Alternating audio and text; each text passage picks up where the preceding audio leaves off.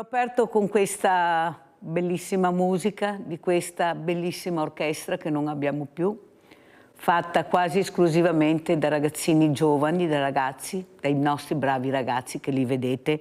Io ogni mattina aprirò con questi ragazzi, perché sono questi i nostri ragazzi, non sono quei pochi che veramente hanno una visibilità, a mio avviso, incredibile. Si sentono anche dei leoni, leoni di tastiera, leoni nella strada, perché qualcuno non decide a fermarli. Mentre questi ragazzi che si comportavano bene, che studiavano, proprio i valori che esprimevano, non sono stati aiutati.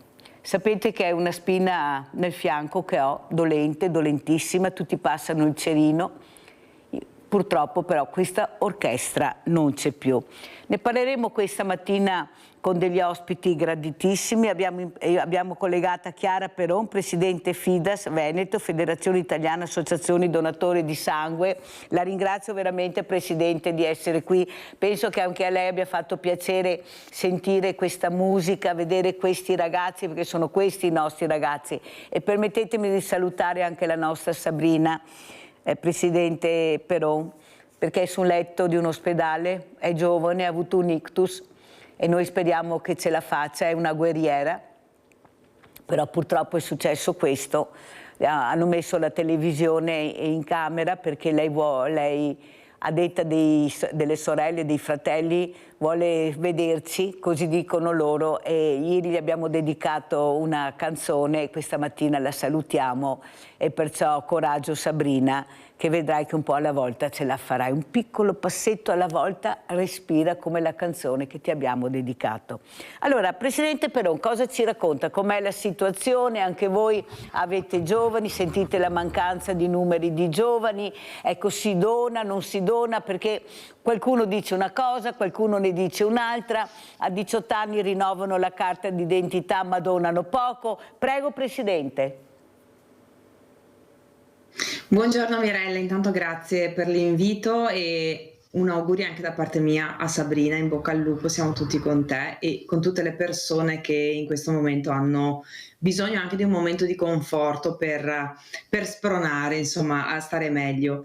La situazione, Mirella, i giovani sono l'essenza del presente, l'essenza del futuro e anche noi a livello di volontariato cerchiamo sempre di dare spazio e soprattutto di dar loro parola, perché è fondamentale oggi dare loro la parola, un sostegno incredibile.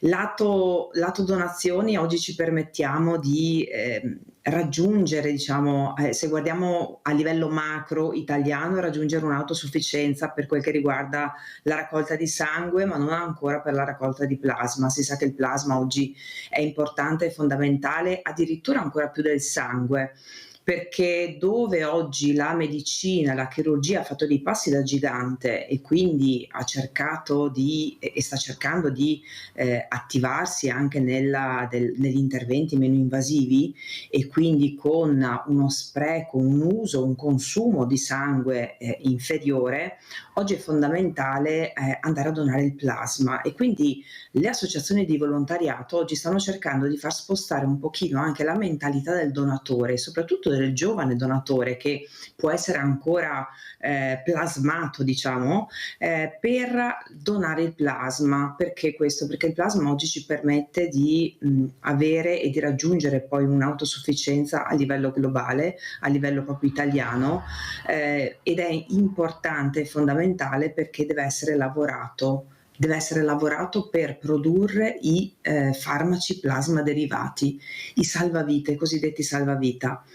Oggi è fondamentale poterli avere per le cure di tutte quelle malattie, perché questi farmaci sono ottenuti naturalmente dalla lavorazione del plasma umano, solo dal plasma umano, sono utilizzati appunto per andare a lavorare e a trattare le varie condizioni mediche, le immunodeficienze, malattie, l'emofilia, altre malattie e pertanto è fondamentale che oggi andiamo a salvaguardare quello che è il nostro benessere a livello totale, a livello globale, aiutandoci anche in questa maniera.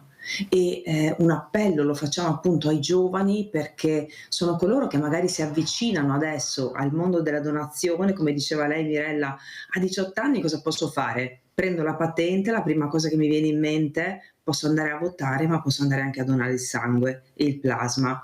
E allora uno sforzo che tutti i volontari delle associazioni stanno facendo in questo momento è proprio quello di aprirsi a questa mentalità e aprire le persone a questa mentalità.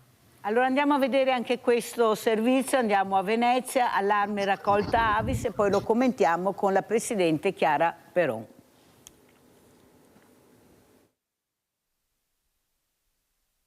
Nonostante i 26.000 iscritti in provincia di Venezia, di cui 5.000 tra centro storico e Mestre, l'Avis ha iniziato il 2025 con un netto calo di donazioni di sangue rispetto allo stesso periodo del 2024, tradotto in numeri, da gennaio a giugno un meno 7%, che ha fatto suonare un campanello d'allarme nell'associazione, risultata la peggiore del Veneto. Purtroppo, perché è cambiato il sistema, diciamo, di prenotazione, il programma, il software è stato sostituito, l'ha voluto l'azienda zero, la regione, e come tutte le cose nuove, quando partono non è che la partenza sia a razzo. Difficoltà per i stessi donatori che dovevano prenotarsi la donazione. Da giugno però, grazie a campagne di informazione, telefonate mirate ai donatori che non erano più attivi da almeno 2 anni e perfino l'appello del patriarca di Venezia Francesco Moraglia, la tendenza si è invertita: oltre 3.000 donazioni a luglio e altrettante ad agosto, molto meglio del 2024,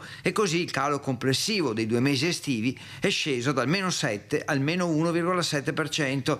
Tra i comuni più virtuosi, sopra quota 300 donazioni al mese, Mestre, Chioggia e Dolo. Luglio è andato molto bene, abbiamo avuto una ripresa. Agosto anche, ci siamo attivati con l'ufficio di chiamata, abbiamo chiamato dei donatori, abbiamo fatto appelli attraverso la stampa, eventi, siamo stati presenti ovunque. Io ho 3 obiettivi. Allora, il primo ovviamente è la raccolta di sangue, arrivare all'autosufficienza e anche con il plasma. Il secondo punto molto con i giovani, fare attività per i giovani e le scuole, e poi fare squadra. Ricco il calendario di appuntamenti per il rilancio delle 43 sezioni veneziane dell'Avis, tra giovani, donne e nelle scuole. Venerdì ad esempio il giubileo del donatore, con la messa nella Basilica di San Marco celebrata alle 18:45 proprio dal patriarca Moraglia. E poi servono nuove macchine, attualmente ce ne sono 2, ne occorre almeno una terza, e più medici e infermieri nei punti di raccolta della provincia. Abbiamo in linea Rinaldo da Venezia, vai Rinaldo. Rinaldo?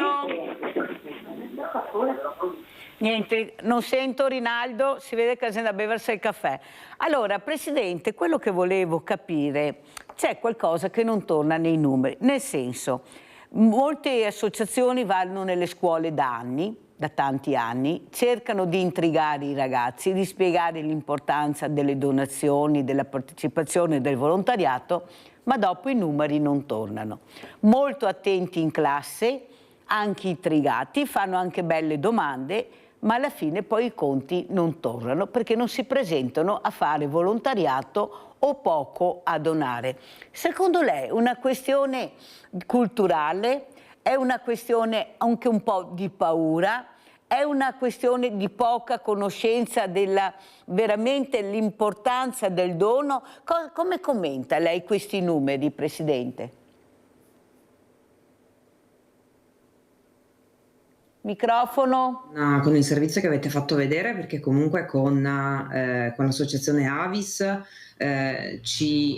parliamo, abbiamo un bel rapporto e cerchiamo anche a livello regionale soprattutto di tenere un pochino le fila della situazione. A livello regionale c'è una flessione della donazione abbastanza omogenea su tutti quanti i dipartimenti, quindi su tutte quante le province, a livello FIDAS, ma leggo insomma anche a livello Avis.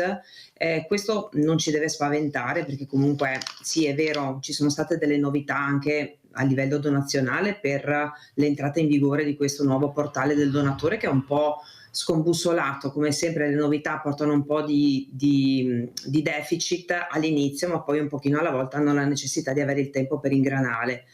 Le scuole, andiamo nelle scuole. praticamente tutti i territori della provincia del Veneto vanno nelle scuole per parlare di donazione di sangue. Allora, qua dobbiamo dividere due temi, un tema di volontariato e un tema di diventare donatore di sangue, perché sono due temi che sono correlati ma ben distinti allo stesso tempo, perché entrare nel mondo del volontariato oggi per i giovani, a mio avviso, non è poi così semplice, perché sono presi da tantissime altre cose e probabilmente sì, un po' di cultura in più deve essere fatta a partire naturalmente dalla famiglia, per cercare di allargare quello che è un orizzonte di visibilità e di altruismo, per costruire la società del futuro. Dall'altra parte il diventare donatore spaventa l'ago, sì, ma Mirella, ho capito, ma se ci guardiamo attorno, guardiamo su 5 ragazzi, 4 e mezzo hanno i tatuaggi, e allora se mi vengono a dire che l'ago fa paura, beh, quello dei tatuaggi no, allora no, che è molto più grosso probabilmente e fa molto più male del l'ago per la donazione. Quindi è proprio un cercare di portare, di raccontare anche il mondo del volontariato e il mondo della donazione in maniera diversa, e per questo abbiamo bisogno anche di fare un cambiamento a livello di volontari, un cambiamento del racconto, un cambiamento del cercare di portarli a bordo di questo fantastico mondo e farglielo piacere, perché abbiamo notato soprattutto che quando i ragazzi giovani, anche noi nel Vicentino, io faccio parte di Fides Vicenza, andiamo a scuola e accompagniamo direttamente i ragazzi al centro trasfusionale per fare la prova di idoneità. Poi vediamo che se non li accompagniamo per le prossime 2, 3, 4 volte si perdono. Si perdono perché se devono andare da soli, se non hanno la compagnia degli amici, c'è questo deficit in questo momento, e quindi c'è proprio uno sforzo in più che noi associazioni, noi volontari dobbiamo fare proprio per cercare di accompagnarli, di essere ancora più coinvolgenti. Vede Presidente, però io penso che non sia la paura dell'ago, è la paura di impegnarsi, la paura di prendere un impegno che poi non si sa se riusciamo a mantenere. Allora mi tengo lontano, l'ha detto anche lei, vengono una volta, due, ma bisogna accompagnarli, bisogna intrigarli, bisogna stare molto vicino perché non si fanno più vedere. Perché l'impegno, a mio avviso, per i ragazzi, non tutti, ma per una buona parte, a me interessa quelli che non riescono a capire quanto è importante il sacrificio e l'impegno, se non viene spiegato bene, accompagnato ad esempio con l'educazione civica, penso, non so cosa stanno aspettando di fare l'educazione civica anche col mondo del volontariato, visto che siete preparatissimi e sapreste anche come gestire le situazioni, non si va da nessuna parte, perché abbiamo ancora questi ragazzi che non riescono ancora a capire chi sono, cosa vogliono e soprattutto trovare un sentiero giusto, perché è un mondo molto confuso, sono molto chiusi, fai fatica a farli parlare, parlano pochissimo, e poi invece ci sono questi ragazzi che abbiamo visto, ma noi vogliamo intrigare quelli che veramente non hanno nessun obiettivo o sono chiusi in casa o si avvicinano a compagnie che diventeranno deleterie, oppure pensano di essere i numeri uno facendo degli atti veramente terribili. Ecco, questi forse sono i ragazzi che noi dobbiamo prendere per mano e forse accompagnarli in percorsi anche molto importanti, che è anche l'importanza del dono e della donazione anche del sangue e del plasma. Forse dobbiamo un po' di più cercare di andare da quella parte invece di vedere solo quello che ci fanno vedere. Sono veramente degli esempi devastanti per tutta la società. Avete visto ieri quando scioperano, quando pensano che venga tolto a loro un diritto che è l'ambiente, che è la trasparenza. Sono loro che scendono nelle piazze, ognuno può a casa può fare quello che vogliono, le riflessioni che vogliono, però non ci sono i diversamente giovani che si battono per l'ambiente, ecco, soprattutto per un futuro migliore. Sono loro, anche perché il futuro è loro, cioè non è che dobbiamo andare tanto lontano. Vediamo se c'è Rinaldo. Rinaldo, bevete il caffettino? No, di caffè linea, Mirella. E allora, ciao Mirella. Vai. Ciao Mirella e buongiorno alla tua ospite.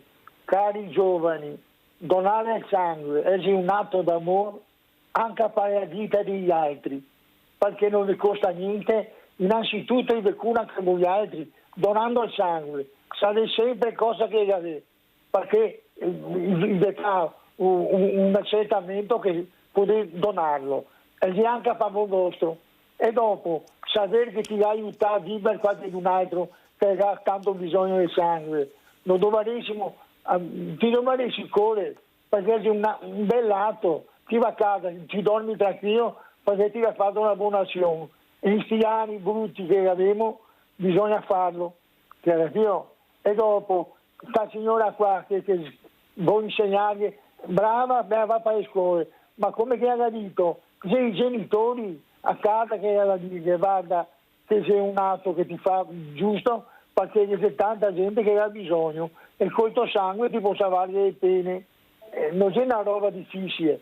Io quando andavo negli anni 50, andavo a San Giovanni e Paolo a donare il sangue, sono andato un anno dopo. E ne dava, dopo donare il sangue, ne dava la bistecca con uovi, e andavano sempre. Va bene, dopo non ho più potuto andare. Ma no, è vero, è vero.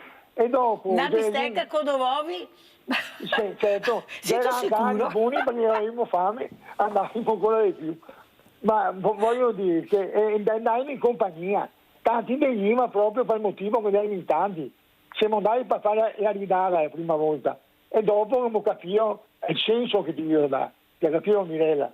Non è difficile, non c'è dolori mai, non fa più mai un raffreddore che donare il sangue. E dopo cosa ha avuto Mirella?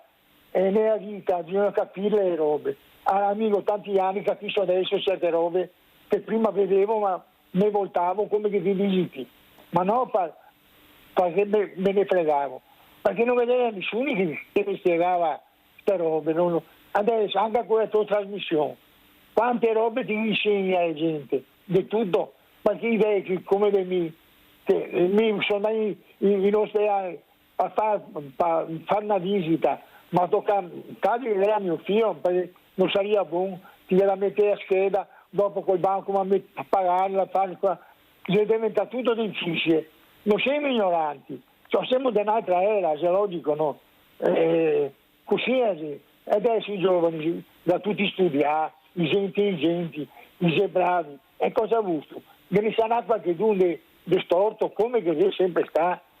Invece bisogna innanzitutto dargli un futuro ai giovani, crescere gli stipendi, va bene, farsi case per la povera gente che si sposa tempo 3 anni. Sì, Ciapio Rinaldo, Ciapio se ti trovi. Grazie Rinaldo, chiudo perché vedo il secondo ospite che si è collegato, speriamo bene, speriamo non sparisca un'altra volta. Sto parlando di Marco Baratto che parlerà di questo libro, Lo sfruttamento dei bambini in guerra. Buongiorno Baratto, grazie di essere qui. Ecco, il collegamento è un po' complicato questa mattina, ma siamo qui in Italia, andiamo nella Luna, però i collegamenti funzionano così non solo da noi e non per colpa nostra, ma perché manca la banda. Allora, Baratto, cosa vuol dire? Ecco, questo, lo so che lei ci teneva tanto a parlare di questo, lo sfruttamento dei bambini in guerra. Vediamo anche le immagini e commentiamo. Prego, Baratto. Grazie di tutto per l'ospitalità, perché ormai è una tradizione essere vostro ospite e per me è un grande onore. E poi anche tu Mirella, posso darti del tu? Sì, tranquillo Baratto. Un'ottima conduttrice e sono orgoglioso di partecipare alle tue trasmissioni. Il libro parla appunto di una questione drammatica, cioè di quanto i bambini oggi vengano ancora usati sui fronti di guerra, vengano sfruttati, indottrinati per uso militare e vengano anche a volte plagiati sia dal punto di vista purtroppo religioso, sia dal punto di vista anche politico, per combattere, per essere sfruttati come militari. E questo è un'infanzia rubata, a cui noi dobbiamo sempre opporci. Ci sono vari tipi di sfruttamento militare, c'è la prima piaga, cioè quando si usa la religione per plagiare le persone, lo ha detto anche recentemente, pochi giorni fa, Papa Leone, cioè proprio ieri forse, quando la religione viene usata per scopi che non sono della fede, ma vengono usati per scopi politici e militari. Quella non è fede. E secondo, purtroppo il plagio politico, e di casi di questi ne abbiamo tantissimi anche nel mondo. Barato, una cosa che ha sconvolto l'opinione pubblica è stata l'arma letale della fame. Ti tolgo il cibo e vedere questi bambini, li abbiamo visto, queste persone, ecco, che aspettavano proprio una piccola ciotola, non si so neanche di cosa dessero loro da mangiare, faceva rabbrividire. Però fa rabbrividire il momento, poi ci si dimentica. E quando magari questo bambino cresce, capisce che forse è l'ora di andarsene, perché così non si può vivere, cerca di approdare su stati dove che per lui c'è benessere, trova un po' di libertà. E quando arriva questo diverso, questo bambino un po' cresciuto, anche piccolissimo, noi ci dimentichiamo di quello che abbiamo visto, l'arma della fame. Non ci sono strade, non ci sono case, non c'è niente, scalzi. Perché ci si dimentica così facilmente? E c'è anche questo un po' fastidio verso questa persona, perché il messaggio che è passato è quello che il diverso è un ladro, è uno stupratore, è una persona non per bene, una persona che ti fa del male, se incontri per la strada devi stare attento. Questo è il messaggio. Io ho il coraggio di dirlo perché io lo vivo questo. Io ho il banco alimentare fatto anche di queste persone, io lo vivo. Tanto è vero che qualcuno, come vi racconto sempre, li chiama sacchi a perdere. L'ho sentito io, perciò credetemi. Cos'è Barato? Eppure i nostri diversamente giovani, che sono quelli un po' più ostili, non tutti ma una buona parte, hanno provato la guerra, hanno provato la miseria, non la povertà, la miseria, la fame, eppure si sono chiusi, perché a mio avviso il messaggio che è arrivato è stato devastante. Paura, devi aver paura. Prego Barato. No, è che noi ci dimentichiamo troppo spesso di quello che siamo stati. Noi stessi siamo stati emigranti. Pensare poi alle condizioni in cui siamo emigrati. Pensiamo ai tantissimi emigranti che venivano dal Veneto, ad esempio, che hanno dovuto lasciare il Veneto perché era purtroppo una terra povera. Oggi fortunatamente è diventata una terra ricca, ma fino agli anni 50-60 purtroppo ha dovuto lasciare le loro case per andare a cercare fortuna. In altre parti d'Italia i più fortunati, gli altri ancora all'estero. E noi ci siamo dimenticati della povertà che abbiamo passato e quindi facciamo presto a dimenticare le povertà altrui. Sull'uso della fame come strumento di guerra, purtroppo l'abbiamo visto recentemente e drammaticamente in questi mesi. Ecco perché dobbiamo sempre fare presente come la guerra ha un concetto diverso, cioè nel senso può essere una guerra guerreggiata, quindi con le armi, ma può essere anche una guerra che usa strumenti diversi, ad esempio la fame. Affamare delle persone può essere una guerra, renderle povere può essere una guerra, sfruttarle può essere una guerra. Molto chiaro, però io chiedo alla Chiara Peron, presidente dell'Associazione Donatori di Sangue, il sangue è rosso dappertutto però, e se tu hai bisogno non è che vai a vedere che colore era la persona che te l'ha donato, però non si può dire perché si ha paura che creare problemi. Io la vedo così. Cioè, se io voglio sapere chi è il mio donatore faccio molta fatica, difficilmente si sa, proprio perché è la paura che può sorgere qualche problema. Ma possiamo vivere di paura quando vediamo che la nostra Samantha Cristoforetti, questa donna fantastica, andrà sulla Luna, sta facendo questo corso per vedere. Si può ancora aver paura del colore? Si può ancora aver paura di queste persone che invece noi ritroviamo? Abbiamo visto anche l'ultimo salvataggio, non era italiano la persona che si è gettata nelle acque fredde per salvare un osto diversamente giovane e tanti altri casi. Ecco, cos'è la paura per lei nel 2025? Ecco, il sangue può far paura se me lo dona una persona di colore diverso? Io penso di sì a qualcuno, sa? Io lo dico apertamente, Presidente. Io penso che qualcuno... Prego. Allora, guardi, bella domanda, bella domanda. Allora, tenendo presente una cosa essenziale, che comunque la donazione di sangue è volontaria, periodica, responsabile, gratuita e anonima. Quindi non si può sapere da chi arriva, da dove arriva e così via, proprio per una questione etica e anche normativa. Sul fatto di chi dona, oggi sappiamo che chi può donare, possono donare le persone maggiorenni, quindi dai 18 ai 60-65 anni, poi può arrivare anche fino ai 70 in base anche alla propria fisicità, al proprio stato di salute. Sono persone che stanno bene, sono persone, qui siamo in Italia, quindi sono persone che devono saper parlare e leggere l'italiano, quindi anche gli stranieri possono donare il sangue, ce ne abbiamo un sacco che donano il sangue. Qua, finalmente l'ha detto. Grazie Presidente.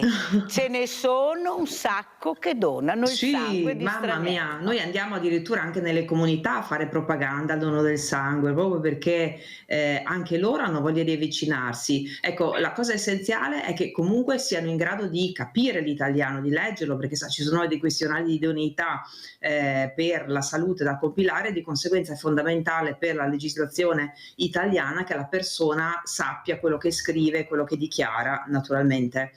E quindi noi siamo aperti a tutti quanti i mondi, tutte le persone possono donare il sangue di qualsiasi, senza fare distinzione. E la cosa che purtroppo oggi, Mirella, governa tutti quanti noi è il pregiudizio. Perché noi purtroppo viviamo all'interno di un mondo che è pregiudizio e da lì purtroppo non riusciamo ad uscirne, perché è come un circolo vizioso, siamo nati all'interno di una bolla dove c'è sto pregiudizio e noi di riflesso viviamo il pregiudizio. Poi c'è chi è un pochino più affinato, un pochino più intelligente, che riesce ad evadere da questa cosa e a pensare con la propria testa, c'è chi ci cade poi direttamente, quindi accadono tutto quello che accade ogni giorno, purtroppo. Sandra da Padova, vai Sandra. Ciao Mirella e buongiorno agli ospiti. Ciao. Io volevo dare un saluto alla signora in ospedale, spero che si riprenda Sabrina. più presto. Sabrina, sì, scusa Mirella. Volevo dire una cosa, come ho già accennato in un'altra trasmissione, mio papà, io ho ancora il cartellino di donatore di sangue, perché mio papà aveva l'RH l'universale. Però nell'azienda dove lavorava mio papà, che era una grossa azienda, andava una persona dell'epoca dell'URSS a chiedere chi voleva donare il sangue. E le adesioni erano molte, tante, parecchie, Mirella. Allora perché non andare anche nelle fabbriche, dagli artigiani, magari qualcuno che non ha niente da fare, perché con tutte le persone che ci sono in pensione, che ci sono tante impegnate, che si danno da fare per questo, per i nipoti, però sarebbe una bella idea secondo il mio punto di vista. Però complimenti alla Presidente. Poi volevo dire un'altra cosa, Mirella. Mi sembra impossibile che in un paese come il nostro, che è fatto di musica, perché l'Italia, come l'Austria, siamo un paese di musica e non c'è nessuno, con tutta gente che è piena di soldi, perché Mirella danno donazioni magari di qua o di là, per carità, ognuno i suoi soldi fa quello. A non dire finanzio sti ragazzi, perdiamo una fetta importante della nostra cultura, della nostra... mi sembra persino impossibile. Poi volevo dire un'altra roba, Mirella, allo scrittore. Il mondo è fatto di guerre. Mirella, basta aprire un giornale, la televisione, la Nigeria, l'Etiopia, l'Eritrea. Allora, ma chi è che manovra tutta sta roba? Le grandi potenze, Mirella, politiche, miliardari, perché hanno fatto. Adesso ho letto, perché sai, io mi informo, che una dell'Europa vuole fare per dare anche la bomba atomica, perché dobbiamo essere pronti. Ma stiamo scherzando, Mirella? Pronti a che? Ma pronti a che? Ma perché non possiamo vivere un po' in pace e non mandare questi ragazzi alle guerre, questi bambini in Nigeria? Hanno fatto vedere in Nigeria questi bambini, Mirella, col fucile, avranno avuto 6 anni. Ma a me piange il cuore, perché io ho già dato e penso di dare ancora, spero, però Mirella, il mondo dei giovani sono loro che sono il domani, non sono io. Grazie cara Sandra, vediamo se è collegato ancora Marco Barato, perché c'è il collegamento che va e viene, vediamo se c'è Barato, se no niente, Barato è caduto un'altra volta, vedete come funziona. Ecco, pensate, 500.000 morti con la guerra ucraina-russa, 500.000 morti, guardate che sono numeri veramente no da rabbrividire di più, eppure li senti e passano. Siamo diventati proprio così, Presidente Peron, ecco che i numeri ormai sì, li sentiamo, li leggiamo, ma non ci toccano più di tanto. Stiamo parlando di 500.000 persone che non ci sono più, giovanissimi, soldati di tutto e di più. E poi continuiamo a cercare di fare delle armi sempre più potenti, sempre più pericolose. Cosa c'è che non va? Allora, voi vi battete per salvare le vite e questi qua invece schiacciano un bottone e in un secondo saltano per aria paesi interi. Prego. Sì, infatti il signore di prima, Rinaldo, mi sembra, diceva una cosa importante, che noi capiamo le cose troppo tardi a volte, perché quando siamo giovani è tutto quanto bello, siamo presi dall'euforia, da tante cose e non ci pensiamo minimamente, poi quando arriviamo ad una certa età e ci riflettiamo un attimo e diciamo Madonna Santa, ma effettivamente se lo facevo prima poteva essere una bella cosa, perché anche nel mondo della donazione di sangue molto spesso, Mirella, ci si accorge della necessità di avere uno squadrone di donatori di sangue perché è accaduto qualcosa in famiglia, perché è accaduto qualcosa vicino a sé. E allora questo fatto che è accaduto magari in quel momento della vita ti fa accendere la lampadina e dice ah ok, allora anch'io adesso devo diventare donatore di sangue, oppure anch'io allora mi metto a fare del volontariato, perché ho capito, visto che ho vissuto questa cosa, che anch'io devo dare una mano alle persone. Però purtroppo fuori, cioè, è come i papi, no? Fuori morto uno, sotto un altro. E qua purtroppo è la stessa identica cosa, perché non ci sarà mai pace. Lo so, è brutto da dire, ma effettivamente anche per i capi di Stato, per il potere siamo sempre più vogliosi e bramosi di potere, e questo potere offusca poi altri temi che sono più importanti, quelli dell'altruismo, il benessere delle persone, e quindi anche le persone diventano un mezzo per acquisire potere, e purtroppo da lì non si esce. Pubblicità.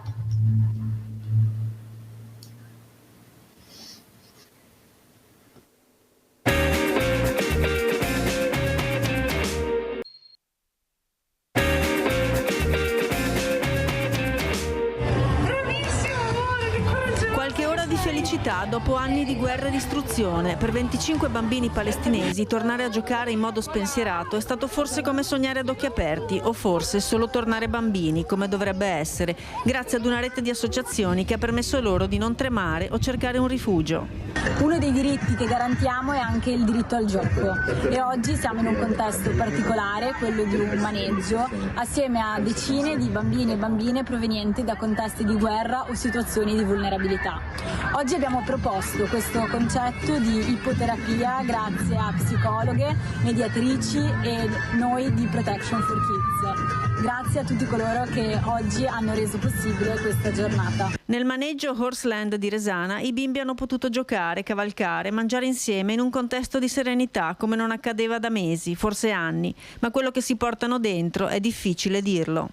Quello che facciamo invece noi in Amidiare Italia è dare sì sostegno psicologico e aiutare le persone a elaborare traumi, in questo caso gravi traumi di guerra, e questo permette scongiura il disturbo post-traumatico da stress. L'obiettivo nostro sarà quello di organizzare dei gruppi con bambini e adulti, almeno 3-4 incontri, per dare un sostegno psicologico e aiutarli a elaborare i vissuti e le esperienze dovuti purtroppo alla catastrofica guerra. Osservare le dinamiche di gruppo e gli elementi di vulnerabilità è il percorso incominciato e che avrà presto altri appuntamenti. Il presidente del maneggio è già pronto. Oggi abbiamo fatto il primo evento con i bambini provenienti da Gaza, una giornata spettacolare e spero di farne altrettanto. Sentiamo se c'è Marco Barato telefonicamente, perché purtroppo non riusciamo a fare un collegamento video. Allora Marco Barato, non so se ha sentito quello che abbiamo fatto vedere, se ha visto, ecco, questo maneggio messo a disposizione per i bambini di Gaza che sono riusciti ad arrivare, ma io penso che io non devo essere fortunato bambino a riuscire ad arrivare in Italia o in Francia, io devo avere quello che mi aspetta di diritto, essere protetto. Ecco, c'era una volta questa associazione grandiosa, l'UNICEF, ecco, ultimamente si sente poco, sono anche loro con le spalle al muro, purtroppo non vengono ascoltati. Io ho un amico, sa cosa mi ha detto Barato? Mi ha detto: Mirella, smettila di pensare ai valori, al futuro con valori, perché non esisterà più. Ricordati che nel futuro ci sarà solo un grande business. Cosa ne pensa Barato? Ha ragione questo mio amico oppure le cose stanno cambiando grazie ai giovani? Prego. Barato, la telefonica per cortesia, almeno quella. Niente. Allora sentiamo come commenta Chiara Peron questo video, le parole di Mirella che ha sentito. Ecco, proteggere queste creature che da soli non possono difendersi, e io non devo essere fortunato, io devo avere proprio quello che mi aspetta di diritto, e questi diritti vengono non negati di più nel silenzio totale di chi dovrebbe intervenire, che sono i grandi della terra, e si sono padri, nonni, ma non sono i loro. Prego, Presidente. Diciamo che un fondo di verità purtroppo c'è, perché lei dice business verso valori o valori verso business, dipende da che parte la guardiamo.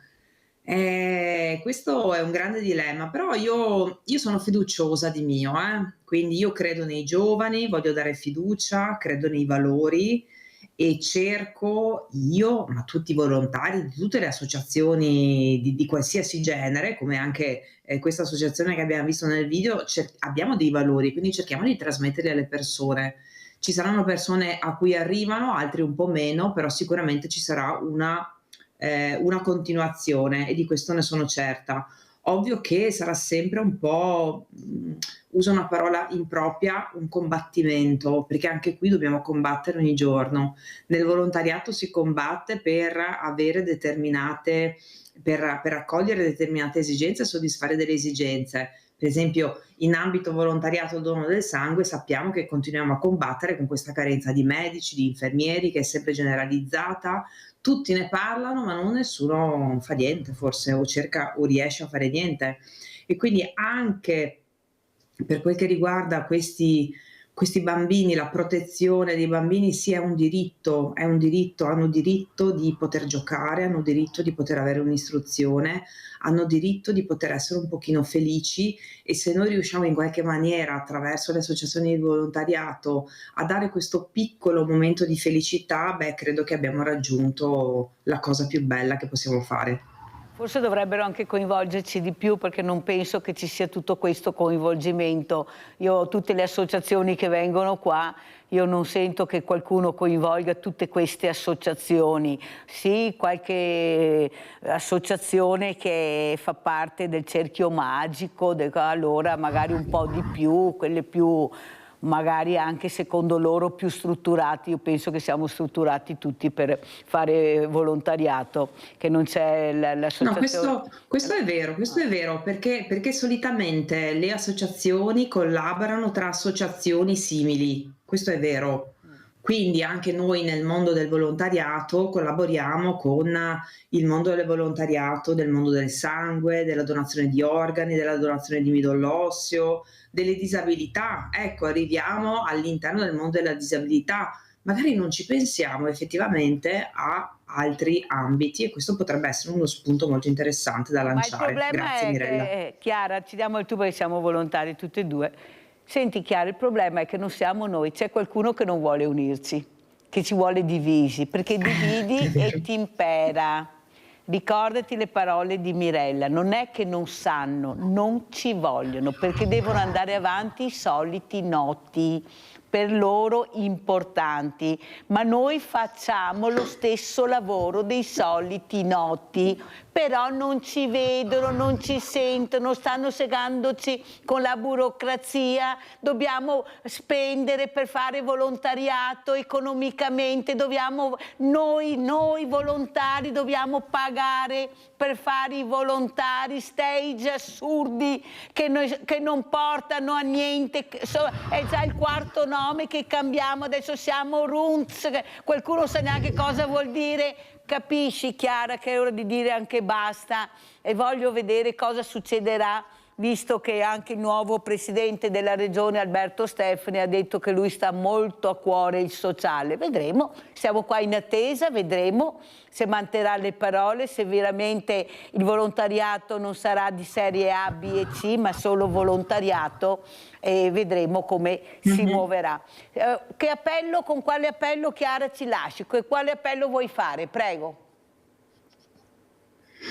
Allora, io invito tutte le persone a fare una riflessione in virtù del fatto che siamo al 29 di novembre, in prossimità di Natale, quindi colgo l'occasione per augurare a tutte quante le famiglie un sereno Natale e buone prospettive per il 2026. Io voglio dire a tutti quanti, facciamo un pensiero, regaliamo quest'anno non un qualcosa di tangibile, ma regaliamo un pensiero a delle persone che sono meno fortunate di noi e cerchiamo di concretizzarlo, magari semplicemente dicendo: guarda, ti do il numero di telefono o il volantino di un'associazione di volontariato del dono del sangue e prendiamo un appuntamento e fissa e vediamo se puoi diventare donatore di sangue, oppure vai in ospedale e avvicinati al mondo del volontariato e prova a vedere se chi puoi aiutare, o semplicemente un semplice aiuto all'interno dei propri comuni per cercare di rivivere un po' quella che è la socialità e il senso di altruismo, perché dobbiamo portare avanti questi valori e se non lo facciamo noi a livello di massa, come Mirella hai detto tu, la burocrazia e gli enti grandi poi ci danno la mazzata prima o dopo e quindi noi dobbiamo sempre andare Chiara, avanti. calma, Chiara. Doniamo il sangue, mi raccomando, perché ne abbiamo bisogno. Chiara, resisteremo, vai tranquilla. Cosa, Mirella? Resisteremo, Chiara, stai di tranquilla. sicuro. Basta sedersi sulla sponda e aspettare che qualcuno passi. Chiara, resisteremo, ricordati. Grazie a Chiara Peron, presidente Fides Veneto, Federazione Italiana Associazioni Donatori di Sangue. Barato è caduto, vedete, eravamo qua a Milano, non è che fossimo...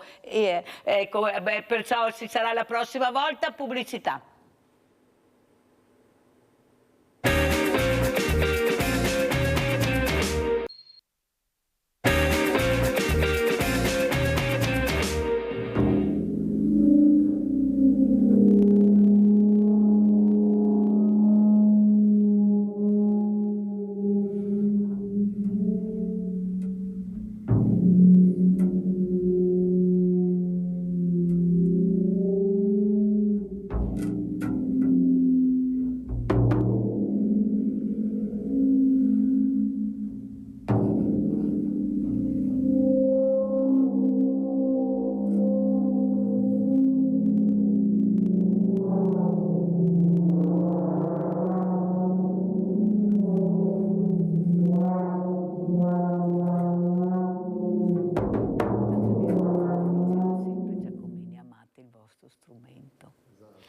Stavamo parlando, veramente mi fa piacere di averlo ospite, Giovanni Schiavano, musicista, compositore, quello che avete visto e sentito è lui, questo suono, si parlava proprio di suoni, cosa riesce a fare uno strumento quando lo tocchi, quando sai arrivare proprio a toccare quella parte bellissima che ti fa sentire dei suoni che magari non sei abituato, sembrano striduli, invece sono suoni importanti che l'orecchio deve abituarsi. Perciò grazie di essere qui Giovanni Schiavano. Saluto anche Federico Stefani, fondatore Vaia. Ciao Federico, che piacere rivederti, come va? Il piacere è sempre mio vederti, vedere la tua energia è sempre fonte di ispirazione. Ah, quella non mi manca fortunatamente, guarda, quella posso anche venderla un po', che forse mi farebbe anche bene. Allora, hai sentito questo suono che ha prodotto il nostro Giovanni Schiavano? Tu di suoni ne hai sentiti tanti, hai sentito anche il suono di questi meravigliosi abeti che cadevano per questo vento terribile, Vaia, che ha distrutto questi pini meravigliosi, questi abeti. Ecco, che suono senti adesso, visto che abbiamo visto invece il suono della pista da bob, l'abbiamo vista benissimo, il suono fantastico per tanti, per pochi io dico, ma soprattutto il suono della montagna. Prego Federico. Beh, la montagna è un luogo di riconnessione, ogni suono è una magia e quando siamo stressati dalla nostra vita quotidiana dobbiamo connetterci con la natura, per cui le nostre montagne sono stupende e dobbiamo tutelarle. Quella appunto notte del 28-29 ottobre 2018, 42 milioni di alberi sono stati abbattuti, quindi quel suono era un suono di spavento, di angoscia, di non sapere quello che sarebbe accaduto. Oggi, a distanza di 7 anni, oltre ai danni di Vaia, abbiamo i danni del Bostrico e la realtà che ho fondato recupera proprio quel materiale e dando nuova vita, lavorando solo con artigiani locali dal Veneto al Friuli al Trentino e riforestando quelle montagne. Quindi è un suono di rinascita, un suono che guarda al futuro e sentire la capacità degli artigiani, dei musicisti, della natura insieme ci fa ben sperare per il futuro. Solamente insieme, solamente attraverso l'arte e la riconnessione con la natura che possiamo costruire qualcosa di bello. Sentiamo anche come commenta Giovanni Schiavano, come commenta le parole di Federico Stefani, di questi ragazzi giovani che hanno capito invece l'importanza della natura, dell'ambiente. Ecco, abbiamo parlato di artigiani, di lavoro, prego. Beh, diciamo che la cosa fondamentale è proprio il rapporto che noi abbiamo con la natura e quindi questo nuovo tipo di rapporto, cioè, che non è nuovo poi, ma è quello che dovrebbe essere, quindi da parte dei giovani, lo trovo estremamente positivo e anche mi dà speranza in qualche modo, ecco, perché ovviamente non basta dire che la natura è bella e bisogna salvaguardarla, questo è implicito, ma è proprio il nostro rapporto con la natura che deve tornare ad essere un qualcosa di molto più sacro, mi viene da dire anche, cioè riprendere anche quella sacralità del nostro rapporto con la natura, è fondamentale questo.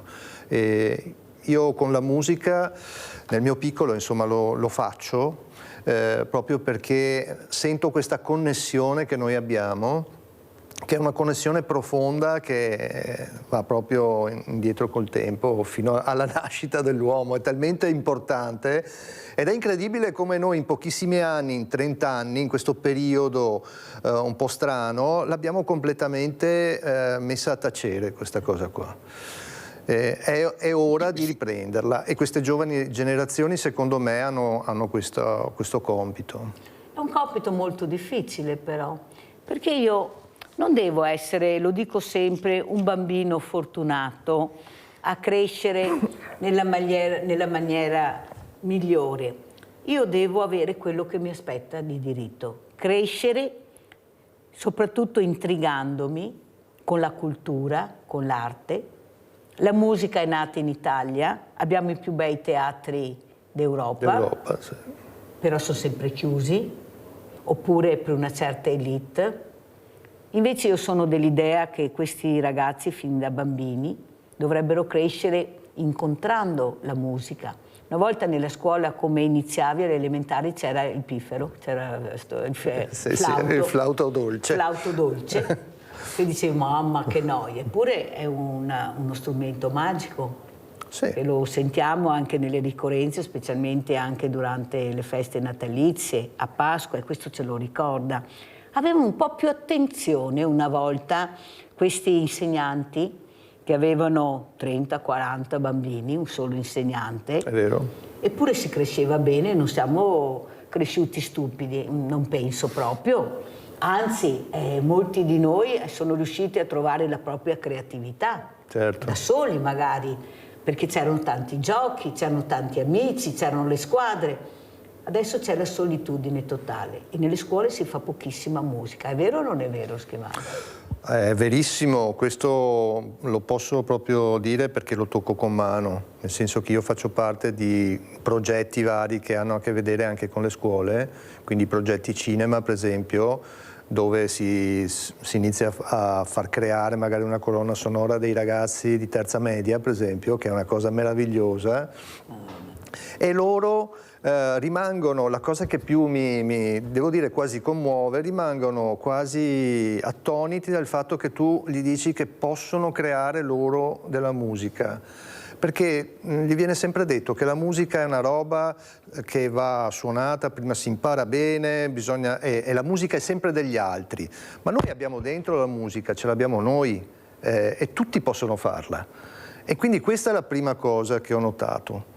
E poi ho a che fare anche con ensemble di ragazzi un po' più, insomma, diciamo post-adolescenti, ecco, e anche lì vedo che arrivano proprio da un percorso molto debole musicale e loro però hanno, con la loro volontà, si sono arrangiati e quindi vedi che arrivano, che si sono presi di qua e di là le informazioni e vogliono metterle insieme e suonare insieme, perché poi c'è il suonare insieme che è importantissimo. Io anche noto che questi ragazzi lo stanno gridando, ma veramente con i loro concerti dove frequentano, quanto amano la musica. Lasciamo perdere quale musica a loro piace. Loro piace la musica. Ognuno fa le proprie riflessioni. Oppure questi influencer che diventano famosissimi, che cantano le canzoni che loro vogliono sentire, le parole che vogliono, che usano nel loro linguaggio, ma che qualcuno non riesce a capire. Ecco, invece bisogna capire che siamo nel 2025 e il mondo è cambiato.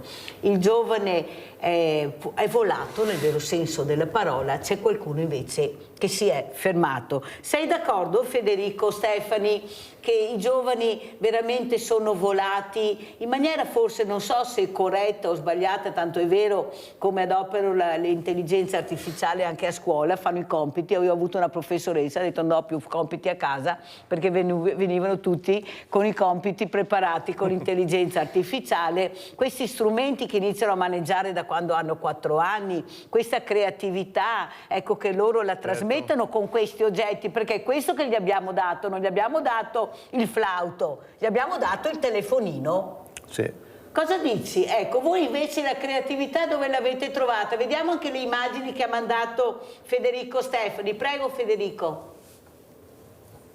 I giovani sono straordinari, hanno tantissimi input da tante cose diverse. Sicuramente c'è tanta confusione perché siamo iperconnessi a questi social che ci danno anche tante informazioni negative, no? Quando ci immaginiamo il futuro lo vediamo incerto. In realtà viviamo in un momento straordinario, ricco di grandissime opportunità, ed è quello che abbiamo cercato di fare anche noi con Vaia, ripartendo dalle piccole cose, riprendendo il legno delle materie prime, lavorando con gli artigiani locali e creando attraverso appunto il suono del legno, dell'amplificazione naturale del legno, questo oggetto che si chiama Vaia Cube.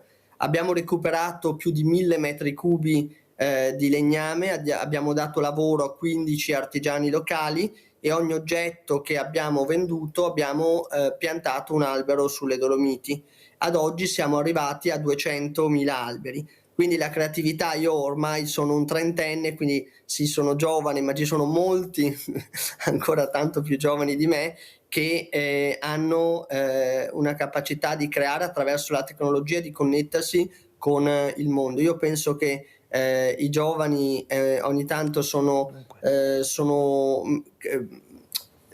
definiti la causa di una creatività che non c'è più, ma invece dobbiamo aprire il nostro sguardo e capire che ci sono nuovi modi, e non è, ogni tanto si dice è come si faceva una volta. Sì, certo, è corretto, ma viviamo nel 2025, dobbiamo dire come si fa oggi, immaginandoci il domani, ma partendo appunto, quello che dicevo prima, da quella piccola, dalle piccole cose, dalla connessione con noi stessi, con gli altri, quel senso di comunità che per me è importante, ed è quello che ci ha spinto a costruire il progetto di Vaia, che ha permesso appunto di realizzare questo grandissimo impatto. Un'economia circolare che guarda alle persone, ai territori, alle comunità, ai posti di lavoro locali, e far sì che le nostre montagne diventino nuovamente un luogo di riconnessione e un luogo che appunto respira futuro. Pensa che proprio oggi sono qua a Roma e ieri ho incontrato il Presidente della Repubblica, a cui abbiamo dato un nostro Vaia Cube insieme a un grande stilista italiano, Brunello Cucinelli. Per cui il nostro messaggio cerca di arrivare a tante persone in Italia e nel mondo, che ci permettono di far sì che i nostri piccoli oggetti diventano un simbolo di un modello di economia, un modello di mondo che riconnette le persone e la natura. Allora mi fermo su queste immagini di questo signore, di questo uomo di pelle scura che sta lavorando. Allora, sai, io mi arrabbio molto, Federico, quando sento che bisogna fare la professione, essere in grado di dare una formazione. Allora, non so se voi avete visto qualche documentario, questi nei loro paesi adoperano i coltelli grandi così per tagliare il legno. Non vedo che si tagliano mai, addirittura bambini con questi coltelli enormi sanno lavorare benissimo il legno perché non hanno altro, eppure qui fanno fatica ad inserirsi. E qual è il problema per qualcuno? Non sanno lavorare, non sanno adoperare i nostri strumenti, non sanno l'italiano, ed è una bugia pazzesca, perché minimo sanno 2 lingue, perché per arrivare qui devono crescere e capire in fretta dove si trovano. Però è passato questo messaggio, la formazione. Io non dico che non vada fatta, però la formazione va fatta in azienda, va fatta lavorando la formazione, non solo ascoltando qualcuno che te la spiega. No, tu me la spieghi, ma mi fai provare a lavorare, o sbaglio, Federico? Ma allora, il signore che avete visto si chiama Clelù e vive da 30 anni in Italia, si è sposato 2 anni fa, mi ha invitato al matrimonio in chiesa con il suo bimbo che adesso ha già 3 anni, ed è una persona straordinaria, una persona capace di lavorare, che parla benissimo l'italiano, e il lavoro è la dignità di qualsiasi persona. L'integrazione passa attraverso il lavoro, non possiamo pensare di creare dei luoghi dove non c'è lavoro. Se non c'è lavoro, le persone fanno fatica a connettersi, a creare relazioni e avere un sostentamento economico. La formazione è fondamentale sia in azienda sia attraverso dei percorsi di inserimento per qualsiasi tipo di persona. Vediamo adesso che non ci sono più artigiani, che non ci sono più idraulici, non ci sono più elettricisti, cioè ci rendiamo conto che abbiamo messo il focus su dei lavori o un modello di formazione che non bada alle esigenze reali del paese, ma che ci fa chiedere come si evolverà il mondo del lavoro oggi, in un mondo di grande incertezza, di intelligenza artificiale, di tante domande.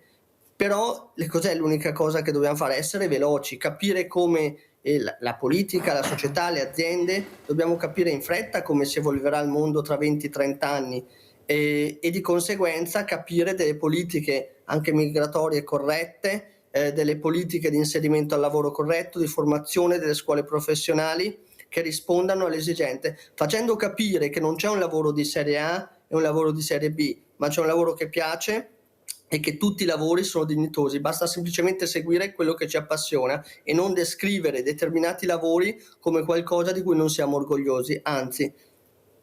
Allora andiamo a vedere un altro video che ha portato Giovanni Schieviano, ecco, se vediamo cosa ci manda il nostro regista per capire anche l'importanza di quello che vediamo, che ascoltiamo, l'orecchio, e soprattutto poi commentiamo quello che ha detto anche il nostro Federico Stefani.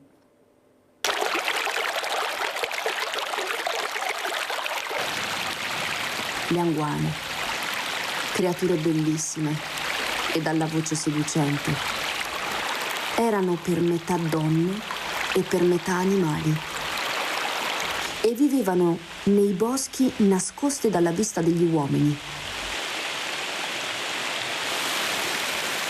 Oggi la loro memoria è quasi perduta e viene tramandata dai nomi dei luoghi che esse stesse abitavano.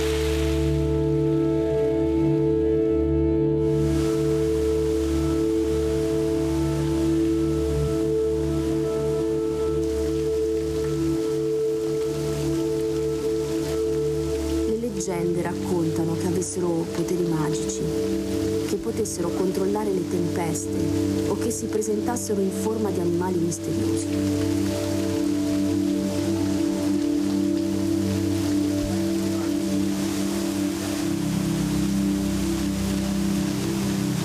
Ho deciso di raccontare questi esseri fantastici in un disco.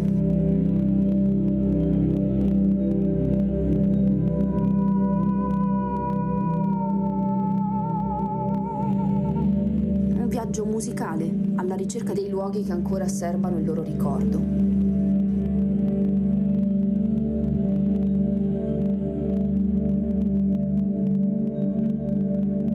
Un cammino in luoghi ancora magici, ma sempre più minacciati dalle attività dell'uomo.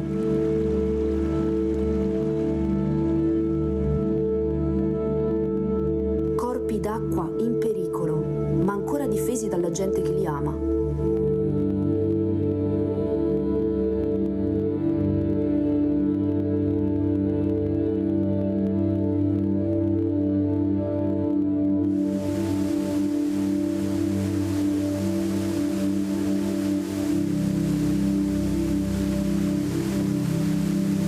Ho esplorato la mia terra in lungo e in largo.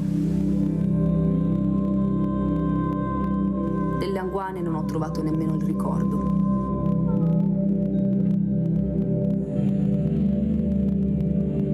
Al loro posto ho trovato gente che per amore della natura si batte per difendere l'ambiente.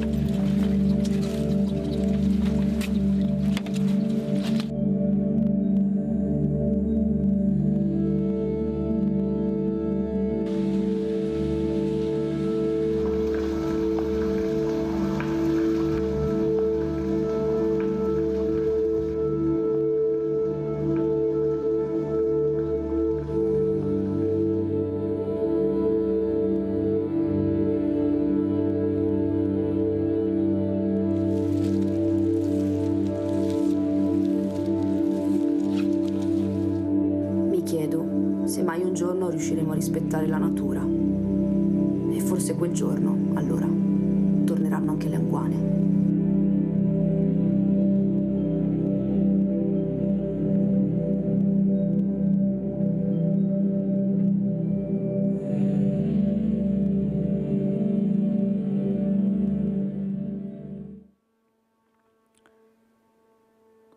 Allora, sentiamo Josh Schieviano come commenta quello che abbiamo visto, questo video, per capire l'importanza della natura, la natura bellissima con dei suoni magici, dico io, che lui sta cercando, o sbaglio, di far sentire, fare la musica con i suoni della natura. Prego.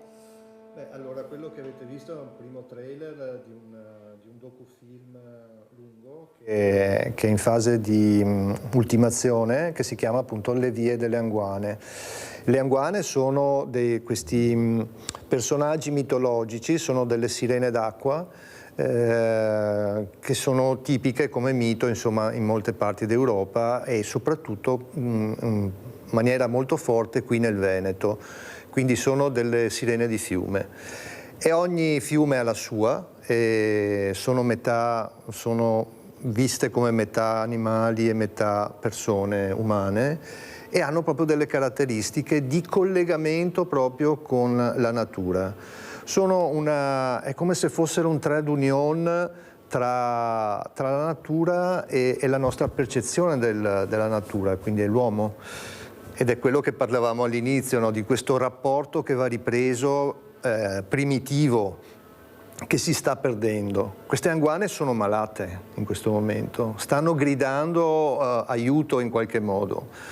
E io attraverso i suoni, con Maria Roveran, appunto, che è un'attrice e cantante, performer, stiamo facendo tutta la musica senza praticamente suoni classici, diciamo, di strumenti classici, ma tutti presi dalla natura. Quindi siamo andati sotto le grotte, siamo andati dentro i fiumi, vento, di tutto. Abbiamo preso anche di animali, poi dai cervi, le rane, e costruirò la colonna sonora proprio con questi suoni. Suoni della natura. E però poi Maria canterà, ma sarà un canto anche quello che non è un canto classico.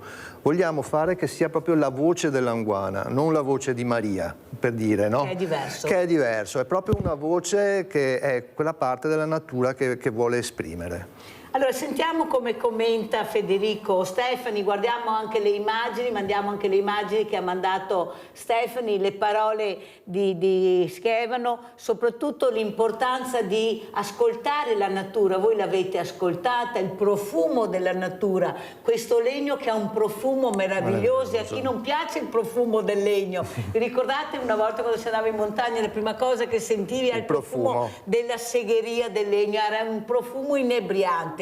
Dicevi sono in montagna quando sentivi questo profumo, sparito tutto o poco. Cosa vuoi dire, Federico? Prego. Intanto le immagini che stiamo vedendo sono le immagini di una riforestazione che abbiamo fatto il 6 settembre di quest'anno a Passo Vezzena e appunto insieme a tutte le persone che hanno creduto nel nostro modello rigenerativo, che hanno acquistato i nostri prodotti, siamo riusciti a piantare appunto 200.000 fermati un secondo, guardate che immagini. Ma vi rendete conto cosa abbiamo a 2 passi da casa? Se l'uomo lascia così, non si sa mica dove andremo a finire. Ecco, è meglio che ce le godiamo queste immagini. Prego, prego Federico. Certo, e quello che il lavoro di Joe è stupendo e quando io penso che quando ascoltiamo un suono della natura, un suono nei nostri boschi, è un modo per ascoltare noi e riconnetterci con noi stessi. E i suoni della natura sono sempre incredibili e non c'è bisogno di nient'altro, no? Abbiamo sempre bisogno di cose nuove, mentre invece quando andiamo in natura o nei boschi abbiamo solo bisogno di essere lì e nulla più.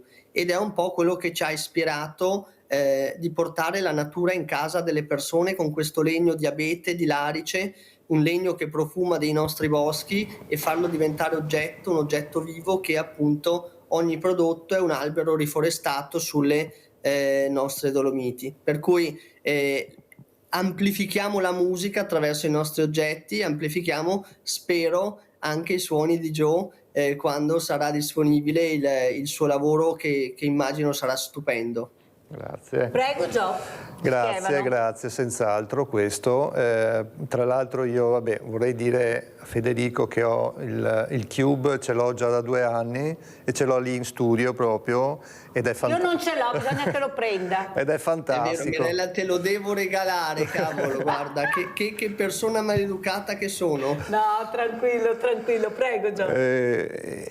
E questo mi ricorda molto Vaia, perché io sono passato poco dopo, insomma un mese dopo che è successo il fatto, e devo dire la verità, tra l'altro ero proprio con Maria Roveran perché stavamo andando verso Luserna, che avevamo fatto un lavoro proprio lì, e io devo dire la verità, mi sono messo a piangere perché vedere Cioè proprio vedere quegli alberi per terra, una cosa incredibile, proprio ti prendeva immediatamente qua dentro. Quindi la connessione con la natura c'è come, perché se no io potrei essere stato indifferente e dire vabbè che brutto, ma invece ho proprio sentito male e questo noi dobbiamo risvegliare, secondo me. Quello che però dobbiamo anche capire, e qua chiedo anche a Federico, come reagiscono i giovani in montagna, e vorrei anche un tuo parere, tu che sei vissuto, vivi anche in montagna, su questa casa nel bosco che ha diviso l'opinione pubblica con questi bambini, con questi genitori, con questo modo di vivere. Ecco, volevo anche una tua opinione, prego. Ma io credo che dobbiamo riconnetterci con la natura, e a noi l'abbiamo capito dopo Vaia, appunto come diceva Joe, quando la natura ci è stata tolta, in quell'istante abbiamo capito quanto era importante. Lo abbiamo capito durante il Covid e sembrava che finalmente avessimo capito. Oggi ci ritroviamo a 5 anni dal Covid, dove siamo sempre più in una frenesia e siamo tutti stressati. Dobbiamo prenderci il tempo e capire quello che è importante per noi. E questo è il primo punto. Il secondo, che riferito a quello che diceva Joe prima della tempesta, ricordiamoci che oggi sì, sono passati 7 anni dalla tempesta, ma oggi abbiamo il bostrico, che è un insetto che sta attaccando tutti gli abeti rossi, che fa più danni della stessa tempesta Vaia e non finirà da qua a breve. E quello che stiamo facendo è porre anche l'attenzione sui mutamenti della natura e i mutamenti del nostro bosco, che non è finita con Vaia, è iniziata con Vaia. E questo è l'altro punto. Sulla questione dei bambini del bosco, dei genitori che sono appunto in questa situazione di cronaca attuale, io mi riservo di non commentare, perché è una situazione talmente delicata in cui una cosa che ho notato, permettetemi di fare questa piccola polemica, no? Dove i partiti di centrodestra stanno con la famiglia, i partiti di sinistra stanno con il giudice. Ma è possibile che ogni cosa che succede ci deve essere una posizione di destra e una posizione di sinistra? Ci deve essere una posizione che guarda al merito delle cose. Questo deve essere l'approccio che dovremmo avere in ogni cosa. Non è possibile che partiti diversi la debbano sempre pensare in modo diverso, invece che pensare alle persone, pensare quanto è delicata questa situazione. Per cui prima di dire cosa è giusto, cosa è sbagliato, io mi permetto di dire che dovremmo studiare e sapere bene di quello di cui dobbiamo parlare, perché comunque ci sono 3 bambini che sono stati tolti dai genitori e dobbiamo capire quanto è delicata questa situazione. E lasciare forse fare agli addetti ai lavori. Cosa dici, Federico? Dobbiamo anche cercare di capire che abbiamo dei professionisti che possono seguire il caso, sono nati per quello, perché sennò a cosa servono, e capire veramente e soprattutto ascoltare forse un po' di più questi bambini, perché il bambino parla, il bambino dice la verità, il bambino anche disegnando ti fa capire dove vuole arrivare, i colori che usa, perciò abbiamo dei super professionisti. O qualcuno a casa dirà non mi fido, però dobbiamo anche fidarci a volte, perché come ha detto Federico Stefano è una questione delicatissima, non delicata, delicatissima, e la politica, io lo dico da tante mattine, Federico deve fare non un passo indietro, 2 a un lato, 2 dietro e 2 da un'altra parte, lasciare che qualcun altro esperto che si confrontino tra di loro per vedere il bene di tutta questa famiglia. Certo. Gio, tu come commenti? Io intanto sono d'accordo con Federico sull'ultima questione, perché appunto è molto delicata, ma poi c'è anche questa parte ipermediatica, la chiamerei, no? Perché è giusto dare la notizia magari, perché ci sta, ma questo eccesso poi, no? di accanimento mediatico verso poi delle persone, soprattutto poi ci sono appunto dei minori, io lo trovo eccessivo, cioè lo trovo poco rispettoso, perché questa cosa crea poi queste divisioni che sembrano volute. Cioè, a me l'idea è proprio quello che si chiama clickbait, cioè si va per tentare di far zizzania alla fine, no? E questa per me è una cosa che mi dà estremamente fastidio. Noi siamo nel paese del dividi e impera praticamente. Bravo, l'hai detto proprio. Allora andiamo a vedere anche questa canzone, Domenica, di Maria Roverà. Andiamo a vedere, sentire e poi commentiamo.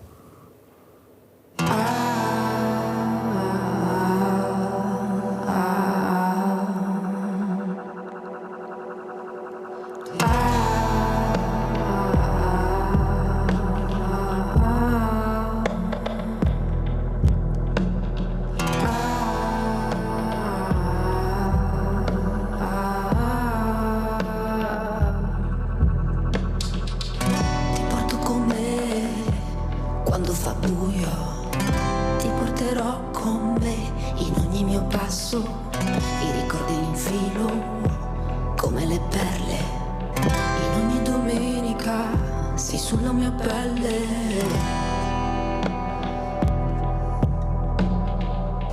Le indosserò per te, le indosserò per te, me le porto addosso, me le porto dentro. I ricordi ed il tempo insieme, i silenzi e tutto il bene del mondo è per te.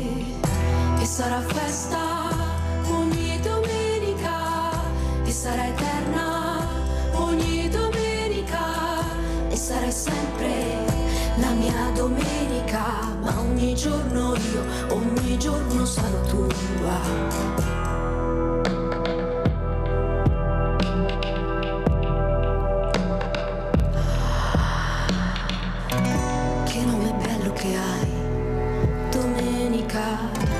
Sei bella, sai, domenica, sei più di ogni cosa, tu dolce rabbiosa, regina randagia, ti porterò a casa ancora.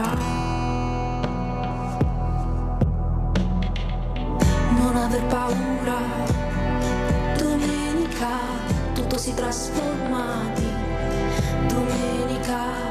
E se fossi saggia come te, ti cercherei nel vento, ma non mi arrendo e ti aspetto ancora.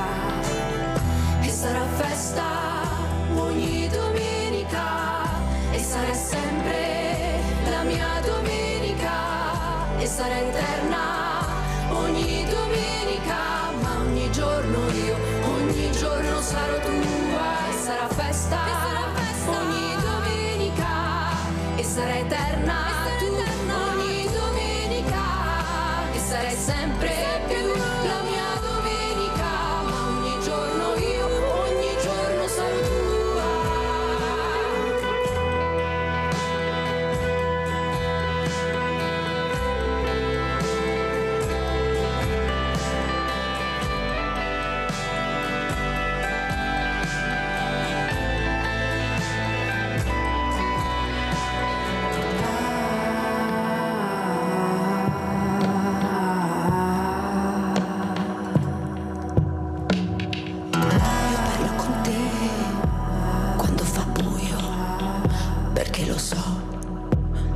Sentire,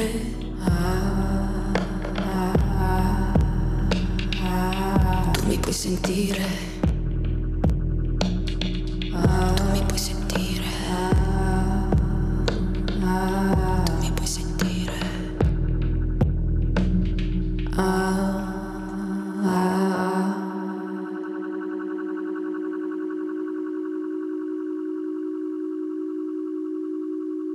Allora, domani è domenica, fatalità, Gio, domani è domenica, allora cosa vuol dire questo video e soprattutto l'obiettivo da centrare con questo video che abbiamo visto? Allora, questo video fa parte di una produzione che ho fatto per Maria, di un album che si chiama Come in un film. Dove noi abbiamo unito, diciamo, le nostre relative professioni, quindi lei nel cinema come attrice, diciamo, e io nel cinema invece come colonna sonora.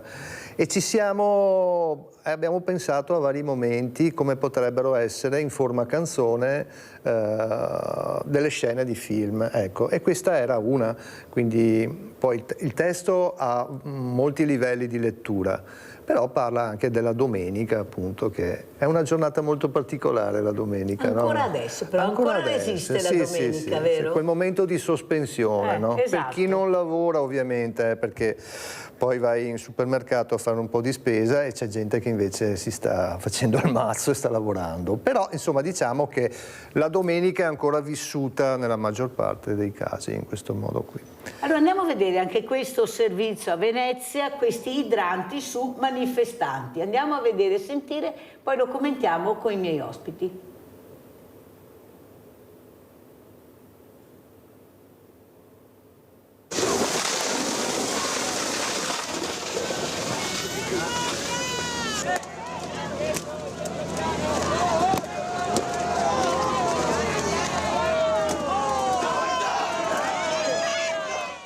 Come nel corteo del 22 settembre al porto di Marghera, con gli idranti sparati dalla polizia sui manifestanti. La protesta "Blocchiamo la Leonardo" davanti ai cancelli della fabbrica a Tessera. Leonardo è uno dei simboli di chi è una partecipata statale, l'azionista di maggioranza di Leonardo è lo Stato italiano, e è stato dichiarato da Cingolani stesso che l'invio di armi a Israele e le relazioni economiche non si sono mai fermate nel corso del genocidio. È il simbolo di chi si arricchisce sulla morte, la distruzione e sull'economia di guerra, e siamo qui anche oggi perché questo è un simbolo, e andando incontro alla finanziaria di guerra che ci sarà, perché stanziare oltre 30 miliardi di euro in economia di guerra, spostare il famoso 5% del PIL in armamenti, significa chiaramente fare delle scelte, finanziare la guerra, le armi, e togliere risorse e finanza a quello che invece sono i bisogni quotidiani, il welfare, l'istruzione, l'università, la sanità, la casa pubblica.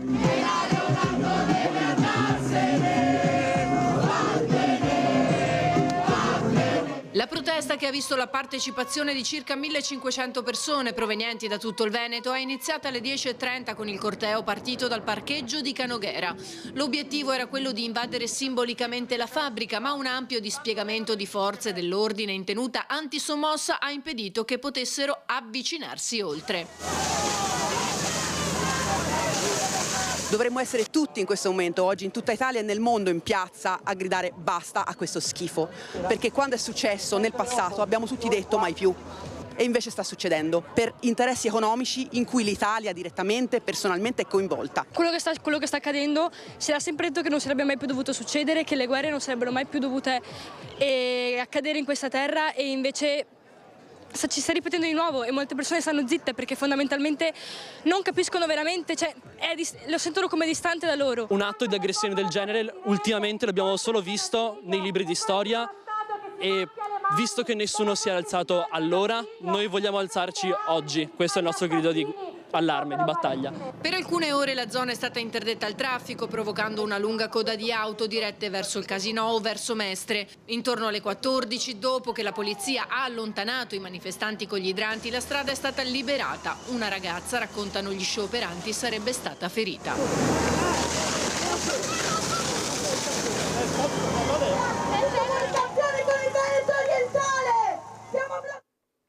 Allora, sentiamo come commenta Federico Stefani questi giovani, ecco, che protestano contro queste armi, questo colosso che abbiamo qui noi, e soprattutto per la pace. Chi avrebbe mai immaginato vedere una cosa del genere? Prego, Federico.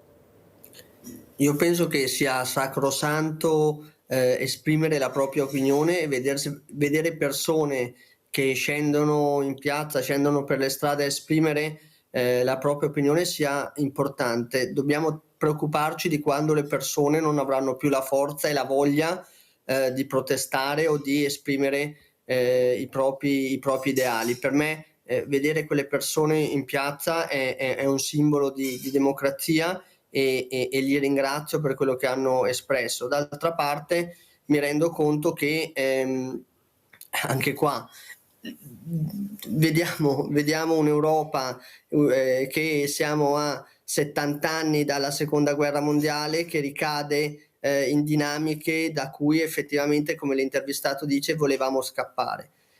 D'altra parte l'Europa è all'interno dell'Unione Europea, all'interno di un'alleanza atlantica, ci devono essere delle politiche comuni e non possiamo vivere fuori dalla realtà. Per cui non possiamo far finta che non siamo all'interno di un sistema di relazioni politiche che ci impone determinate scelte che purtroppo non sempre sono le più serene. Spiace vedere che durante la protesta ci sia comunque, alla fine si finisce sempre con una violenza e comunque non c'è un confronto pacifico. E questa è una tendenza che vedo sempre più spesso. Mi chiedo questo perché accada, e dall'altra parte Leonardo è un'azienda italiana che cerca, presumo, di fare gli interessi del paese, e purtroppo viviamo in un sistema così complesso che dire bianco o nero anche qui non è semplicistico. Sì, siamo per la pace, ma dobbiamo anche capire che viviamo in un mondo che necessita delle scelte più complesse e non sempre così chiare. Ma noi, e questo è bello vedere tanti giovani in piazza che esprimono la necessità di essere in un mondo diverso, e questo per me è la stella polare, la pace e l'unione, il dialogo tra i popoli. Purtroppo questo non è possibile sempre e la realtà appunto è più complessa. Allora andiamo a sentire anche i commenti politici su scontri, andiamo a Vicenza, poi commentiamo con Gio Schievano. Va benissimo manifestare le proprie idee, rispettiamo però quello che viene prescritto dalla questura, in questo caso, con molta attenzione, e soprattutto perché utilizzare Schio come un'arena, come un circo in cui sfogare le proprie ideologie. Questo lo trovo veramente scorretto. Io sono stufa di trovarmi in queste situazioni in cui non c'è rispetto per la città. Tuona il primo cittadino all'indomani della manifestazione e contromanifestazione in cui le forze dell'ordine hanno evitato lo scontro tra le parti. Sindaco che aveva già preso le distanze da entrambe le mobilitazioni. L'appello era quello di evitare di rendere la cittadina dell'Alto Vicentino un palco per dare adito ad uno scontro tra ideologie. Ad oggi non nasconde tutta la sua indignazione sull'accaduto. Certamente bisogna fare un focus e manifestare per denunciare un problema, però io non credo che la risoluzione del problema sia venire a manifestare a Schio e poi addirittura andare in cerca dello scontro, perché poi alla fine era già stato tutto pensato, era per quello che non volevo che succedesse questo. Sugli eventi intervengono anche gli esponenti politici locali, richiamando l'attenzione sul rispetto delle regole e del confronto non violento, pur mantenendo posizioni diverse. Ferma, ripeto, la libertà costituzionale di esprimere idee e di esprimerle nel modo più opportuno, ma si devono esprimere in un perimetro di legalità. Va fatto sempre nel rispetto delle regole, nel rispetto di una dialettica politica che rimane all'interno di un dialogo civile, ovviamente. È giusto sempre manifestare, non è giusto, secondo me, che manifestino persone che mandano l'idea di voler sostituirsi allo Stato. La sicurezza è monopolio dello Stato. Allora, Gio Schievano, come commentiamo questo servizio? Tu che giri anche dei trailer, dei film, stai facendo anche, poi ne parleremo, anche un altro molto importante, soprattutto questa protesta, ma dove devono protestare questi giovani? E mi sembra, scusate se ve lo dico, ma che in Parlamento, ecco, gli esempi che vediamo, ecco, di aggressività, fermati dagli uscieri che li portano via. Qui abbiamo i poliziotti, in Parlamento abbiamo gli uscieri che vanno a prenderli, li portano via, si tirano di tutto di più, urlano, se non li dividono si prendono a cazzotti, però là va bene. Dove che dovrebbe regnare l'etica, la correttezza? Perché questi sono gli esempi che vediamo, o sbaglio? No, assolutamente, siamo proprio nell'era, siamo entrati nell'era da qualche anno dell'aggressività proprio manifesta e manifestata.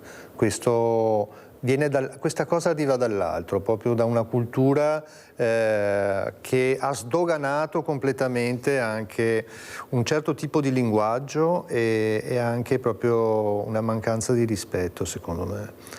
E questo va a cascata poi, perché quando si parte dall'alto le cose poi arrivano giù. L'esempio dei ragazzi non è questo un esempio di aggressività, secondo me, perché loro, intanto i giovani, dobbiamo dire, e questo ci riferiamo anche al discorso sulla natura che avevamo fatto all'inizio, sono un'antenna. Sono quelli che in qualche modo anche nella storia salvaguardano sempre, ci salvaguardano da pericoli imminenti in qualche modo, perché hanno le antenne molto più accese. Potrei parlare anche di etica, no? C'hanno ancora proprio questa etica e questo idealismo anche, che è molto forte e noi dobbiamo stare molto attenti a quello che dicono, perché è molto importante. Non dobbiamo sottovalutare assolutamente il loro modo di comportarsi. Vorrei proprio concludere solo con una cosa che riguarda proprio il comportamento invece delle manifestazioni quando poi sfocia in violenza alla fine. Mi sono sempre chiesto, no? I manifestanti poi sono sempre un gruppetto tipo del 2%, 1%, che sono quelli che poi generano i disastri, no? E che fanno in modo che poi tutti debbano parlare male, cioè danno proprio il fianco a chi osteggia queste manifestazioni. Ecco, secondo me dovrebbero riuscire a isolarli prima queste persone qua, perché se riescono a isolarle prima, tutte queste manifestazioni secondo me avranno molto molto più impatto e più valore e non daranno il fianco a chi dice eccoli qua, sono arrivati i violenti. Federico, come commenti le parole di Gio Schiavano? Gio ha assolutamente ragione. Io ricordo quando ero alle superiori all'università, sicuramente si è più idealisti, si ascolta più il cuore, no? Poi quando si cresce si è talmente concentrati sul lavoro, sulle cose che si fanno, che ci si dimentica quello appunto che importa davvero, perché ognuno ha i propri problemi contingenti, le proprie priorità. E quello che ho detto prima, vedere persone in piazza che manifestano, per me è molto importante, è molto importante. Dall'altra parte la questione della violenza spiace vedere che determinate situazioni pacifiche, dove si esprime un'opinione sacrosanta, arrivino a finire così. Ed è una dinamica che è ricorrente, e capire queste dinamiche, capire e tutelare le persone che vanno lì in modo genuino, secondo me deve essere una priorità. E i motivi per cui protestano, insomma, quello che dicevo prima, non siamo una società che è bianco e nero, ma ci sono delle sfumature e delle complessità che vanno comprese. Non è che anche questo giovane, che io quando continuano a guardare indietro, ma una volta, io invece guarderei avanti, nel senso che il giovane guarda avanti, non guarda una volta. Il giovane non vuole lavorare a essere sfruttato, il giovane se ne va. Il giovane capisce l'importanza dello sfruttamento della persona che esiste, perché guardate gli stipendi che ci sono, guardate le pensioni che ci sono dei nostri anziani diversamente giovani, li chiamo io, che ci hanno fatto diventare grandi e bravi, sono stati loro, con i loro sacrifici, e si sono dimenticati, però non si sono dimenticati di farsi gli stipendi d'oro, di avere tutti i beni. Noi per andare a lavorare ci paghiamo tutto, loro treni, aerei pagati, tutto pagato, guai a dire qualcosa. Non vanno neppure noi in Parlamento, eppure vengono pagati lo stesso. E se si manca lavoro, che se non vai a lavorare non ti pagano di sicuro. Certo. Persone che non si presentano mai o una volta in Parlamento, con degli stipendi pazzeschi, e noi stiamo zitti e noi incolpiamo chi? Incolpiamo il giovane che protesta, incolpiamo l'artigiano perché ha evaso, lavorava in nero, invece di prenderla con quella politica che ha distrutto questo grande paese. Eravamo la quarta potenza mondiale, andiamo a colpire le fragilità, sono state loro, no? I politici che ci dicono avete speso troppo, avete fatto troppe ferie, avete troppe cose in casa. E chi ce li ha portato a questo? Chi ha portato il consumismo? L'abbiamo creato noi il consumismo? Gio, cosa dici? No, questo è proprio, hai parlato proprio di un circolo vizioso, no, che si è creato, quindi non l'abbiamo creato noi sicuramente, però ci è piaciuto in qualche modo, no? nel senso che il popolo si è lasciato molto andare su questa cosa qua. Infatti non protesta, sono solo i giovani che protestano. Questo è il problema.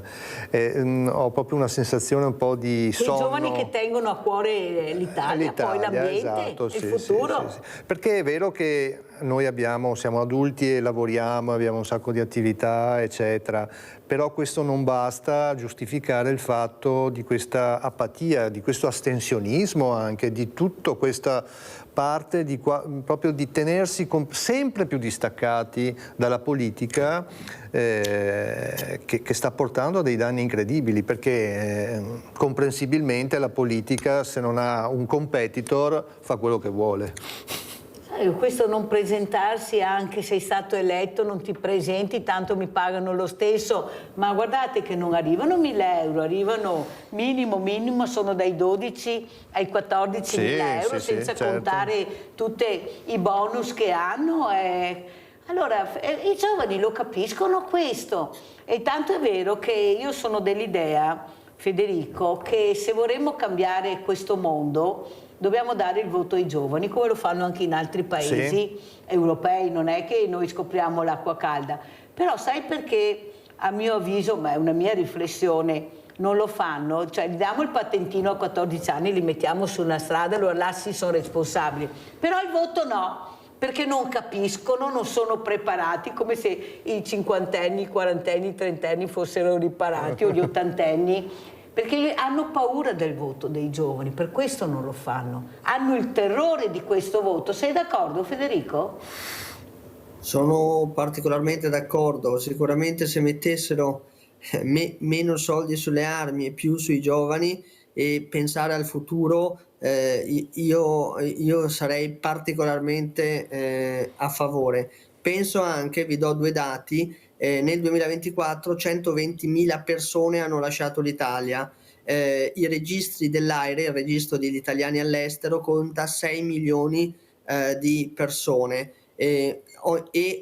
adesso siamo a meno di 400.000 nati in Italia, un terzo di quello che eravamo 50 anni fa. È un paese che si sta spopolando e dove, lo vediamo anche dalle ultime elezioni regionali, nessuno pensa che la politica possa avere un reale impatto nella vita delle persone. Le persone non hanno voglia di impegnarsi perché il voto democratico è un qualcosa di superfluo, perché non si vedono cambiamenti. Qualsiasi persona che c'è al governo, qualsiasi persona nelle istituzioni, sembra che non cambi nulla e le persone sono avvilite.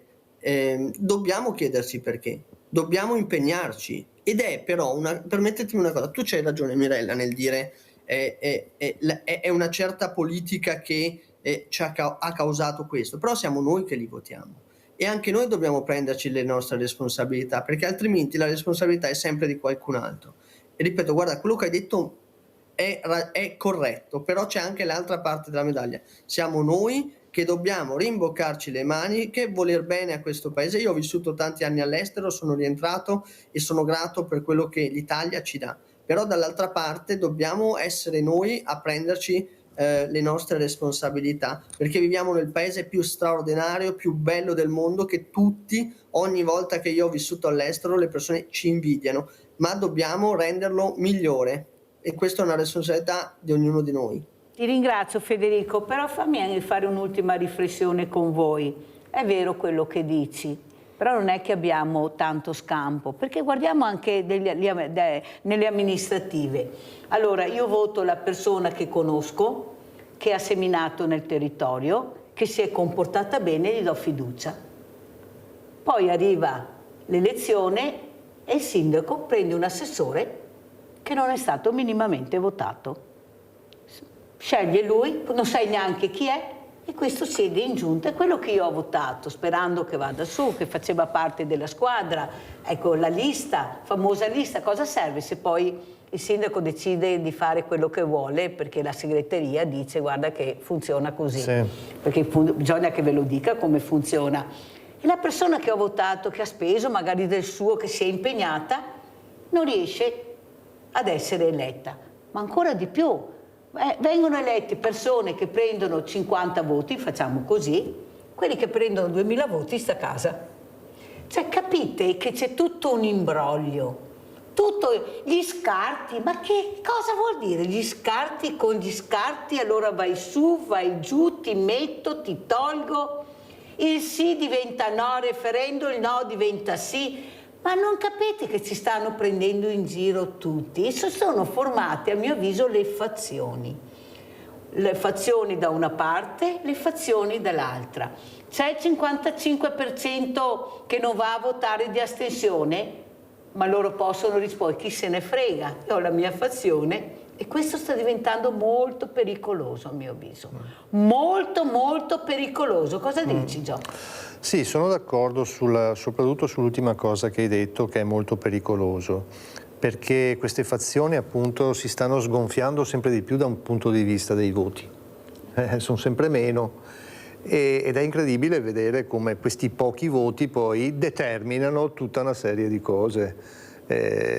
Non voglio pensare cosa succederà se continuerà questo non andare a votare, perché veramente diventerà quasi un esercizio così, proprio...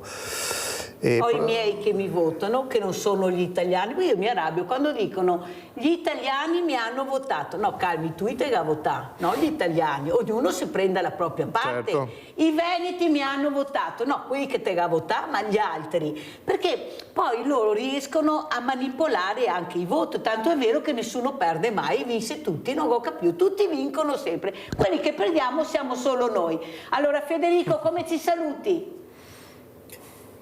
Dicendo che è importante parlarne ed è importante appunto prenderci le nostre responsabilità, e se qualcuno non ha governato bene si cambia, si vota qualcun altro.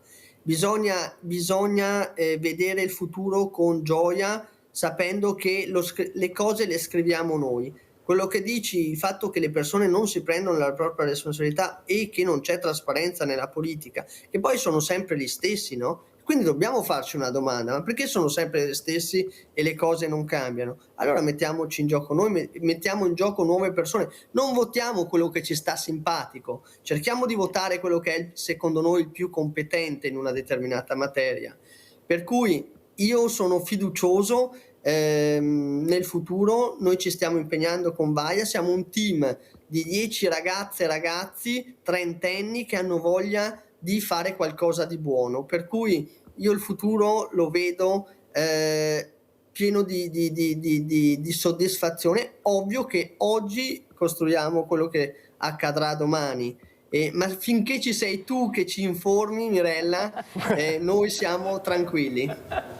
Grazie caro, grazie veramente, mi fa piacere, sai, ma io dico quello che sento, sai, niente di più. Ecco, io siccome sono con gli ultimi e difendo sempre gli ultimi, capisci bene che do anche molto fastidio, però io dico quello che vedo e sento e poi propongo la trasmissione con quello che ho sentito e visto. Giusy, vai Giusy. Ciao Mirella, buongiorno ai tuoi ospiti. Mirella, posso cambiare discorso? Certo. Sì, che sarebbe sempre attuale.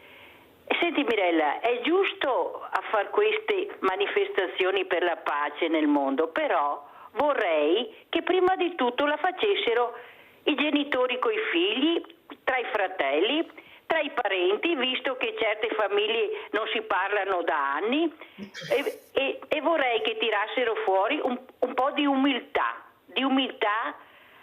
andare a dialogare per una pace serena. Voglio dire, di solito sono sempre per il vile denaro e per questi 4 anni che rimaniamo qua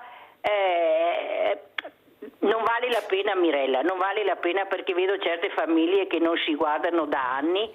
Magari bisogna tirare fuori veramente l'umiltà di andare noi in quelle case a parlare. No, non rimanere arrabbiati per certe cose, e sempre per il vile denaro, sempre per il vile denaro. Vi saluto. Grazie Giusy, sentiamo come ci saluta anche Gio Schievano. Mi allaccio proprio a questo intervento, perché è molto interessante secondo me, perché in effetti la guerra nasce dal basso, nasce sempre da un qualcosa di molto palpabile e semplice ed è dai rapporti umani e anche proprio familiari, perché se guardiamo tutte le guerre che stanno avvenendo, anche Palestina, Israele, tutto quanto, alla fine se andiamo indietro nel tempo sono delle faide familiari, no? Che partono anche per motivi religiosi eccetera, però c'è sempre il nucleo, sono poche persone che poi diradano la guerra e quando la diradano arrivano i potenti a prenderla invece come pretesto. Questa è la vera dinamica e si allarga. Quindi è molto interessante e concluderei proprio anch'io con questa cosa che noi proprio come persone singole dobbiamo impegnarci, secondo me, partecipare ed essere molto più attenti ai nostri rapporti proprio anche con la guerra proprio. Grazie a Gio Schiavano, musicista e compositore, grazie anche a Federico Stefani, fondatore Vaia con tutta la sua squadra, grazie veramente, grazie. Pubblicità.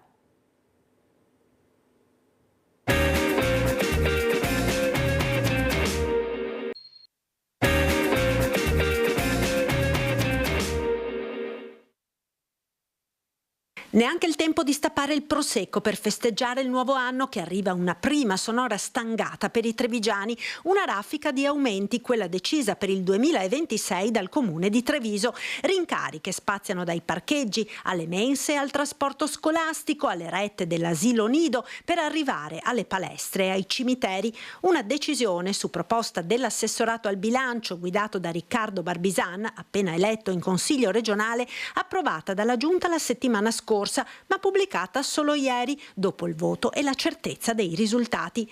Una coincidenza che a più di qualcuno è suonata ben poco casuale, ma tant'è. E se i cittadini, per la maggior parte, ancora non sono al corrente degli aumenti che arriveranno, più arrabbiati sono i commercianti, allarmati soprattutto per i rincari dei parcheggi che aumentano da 30 a 50 centesimi all'ora a seconda delle zone. Spariscono quelle ad €1, aumentano quelle a €2,50 e viene abolita la gratuità nell'orario della pausa pranzo. Bollenti le chat di negozianti, baristi e ristoratori. In un momento di difficoltà estrema, perché non ci sono, continua a essere in sofferenza il commercio di Treviso, e ho già visto i primi commenti sotto i post e la gente dice subito: io a Treviso non metto più piede. È una deterrenza assoluta per il commercio di Treviso. Se hanno un'iniziativa, che ce la dicano. Io spero che ci sia qualcosa di progettualità per il rilancio del commercio, perché in caso contrario, facendo così, è una demolizione del commercio di Treviso. Veneto Imprese Unite rincara la dose, ricordando come il comune abbia chiesto ai proprietari dei muri dei negozi di abbassare gli affitti per poi fare esattamente l'opposto quando si tratta di far pagare il parcheggio a clienti e dipendenti. Sulla stessa linea pure Ascom. Non ne sapevamo nulla, è una delibera imposta, non condivisa, siamo assolutamente contrari, è incomprensibile e anche incoerente rispetto alle iniziative che stiamo facendo sempre con il comune di Treviso per rivitalizzare il centro storico della città.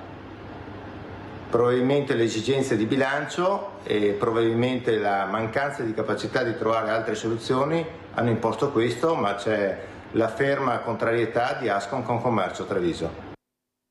Allora io ringrazio e saluto Sergio Baldin, già presidente Contarina, perciò uno che sa leggere i numeri, sa cosa sono i rincari, le bollette, e saluto anche Franco Tagliente, lui è una persona artivista, perciò parleremo anche di arte, di teatro, di spettacolo, di giovani, un po' di tutto, soprattutto come intrigare con la cultura questo mondo meraviglioso che sono i nostri giovani. Allora, Sergio Baldin, cosa dice questi rincari? Lei è stato presidente di Contarina, un fiore all'occhiello per tutti noi.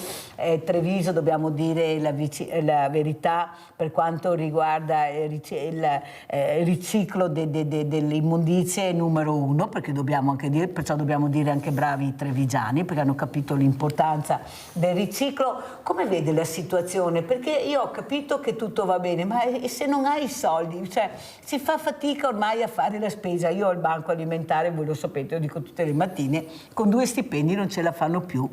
perché quando hai pagato l'affitto o il mutuo, le bollette, vai a lavorare, i figli, vai dal fruttivendolo 50-60 euro, allora qualcuno dice o pago la bolletta o mangio o faccio qualcos'altro. Come vedi la situazione da dietro le quinte? Prima era davanti, adesso è dietro le quinte. Come vedi la situazione? Sono anch'io in compagnia di tanti che protestano, ma non sono tutti, c'è sempre la punta dell'iceberg di quelli che si lamentano, ma tanti probabilmente non hanno il problema, bisogna dire anche questo.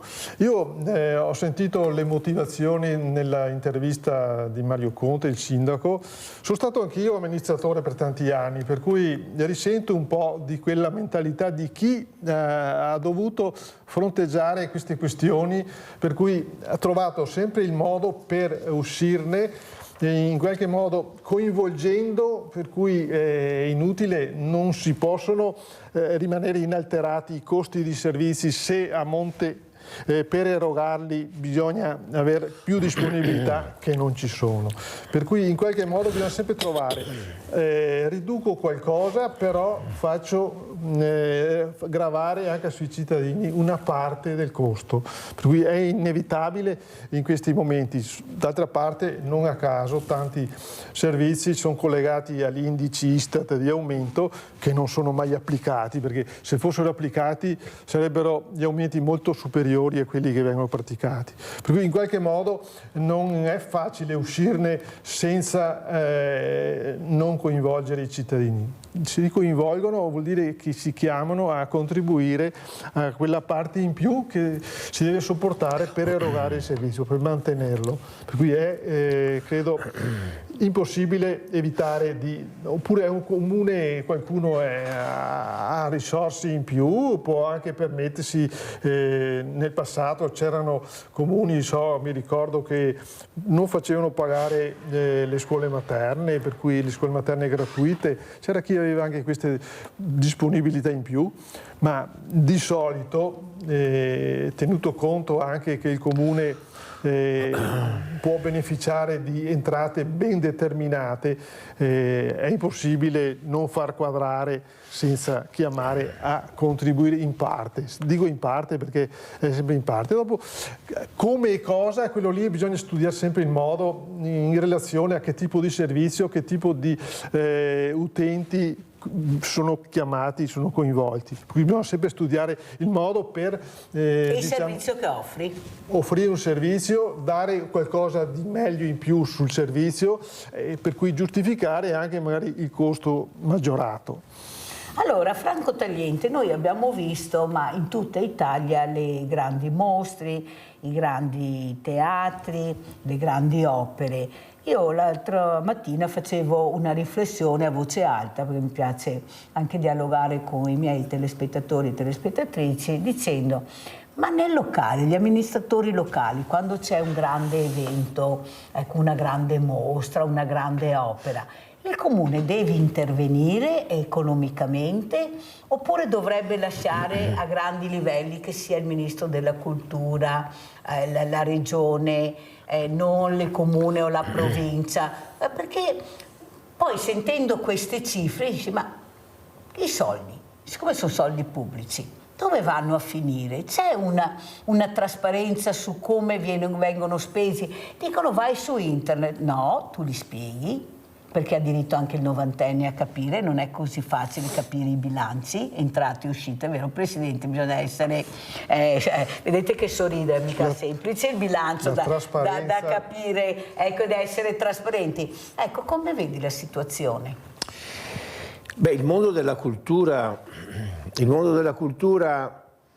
non può essere sostenuto economicamente dalla sfera pubblica. La sfera pubblica può sostenere la cultura dal punto di vista morale come promozione, ma quando si tratta di eventi, come tu hai detto, eventi culturali di più disparati, che sono anche molto costosi, non è l'apparato pubblico che può intervenire, è invece il mondo economico. Cioè il mondo economico ha un ruolo che va ben oltre quello del portare ricchezza e arricchimenti alla proprietà, cosa assolutamente giustificabile, però non tanto da sottrarre delle risorse alla collettività e al bene comune.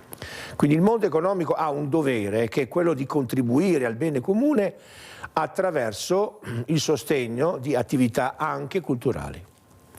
E quindi qua, così come diciamo, nel Medioevo erano i grandi mecenati che sostenevano tutte quelle cose meravigliose che sono state il frutto del Rinascimento e quant'altro, che sono vanto del nostro paese, non solo, così come allora i mecenati sostenevano tutto questo per il bene comune, oggi la nuova figura di mecenate non può che non essere la figura imprenditoriale, il mondo economico, che deve aiutare a mantenere dei livelli di cultura che sono necessari per lo sviluppo della nostra società, avendo come alleato il mondo pubblico, quindi la sfera pubblica, i governi locali, e non solo quelli locali, perché le iniziative siano accompagnate.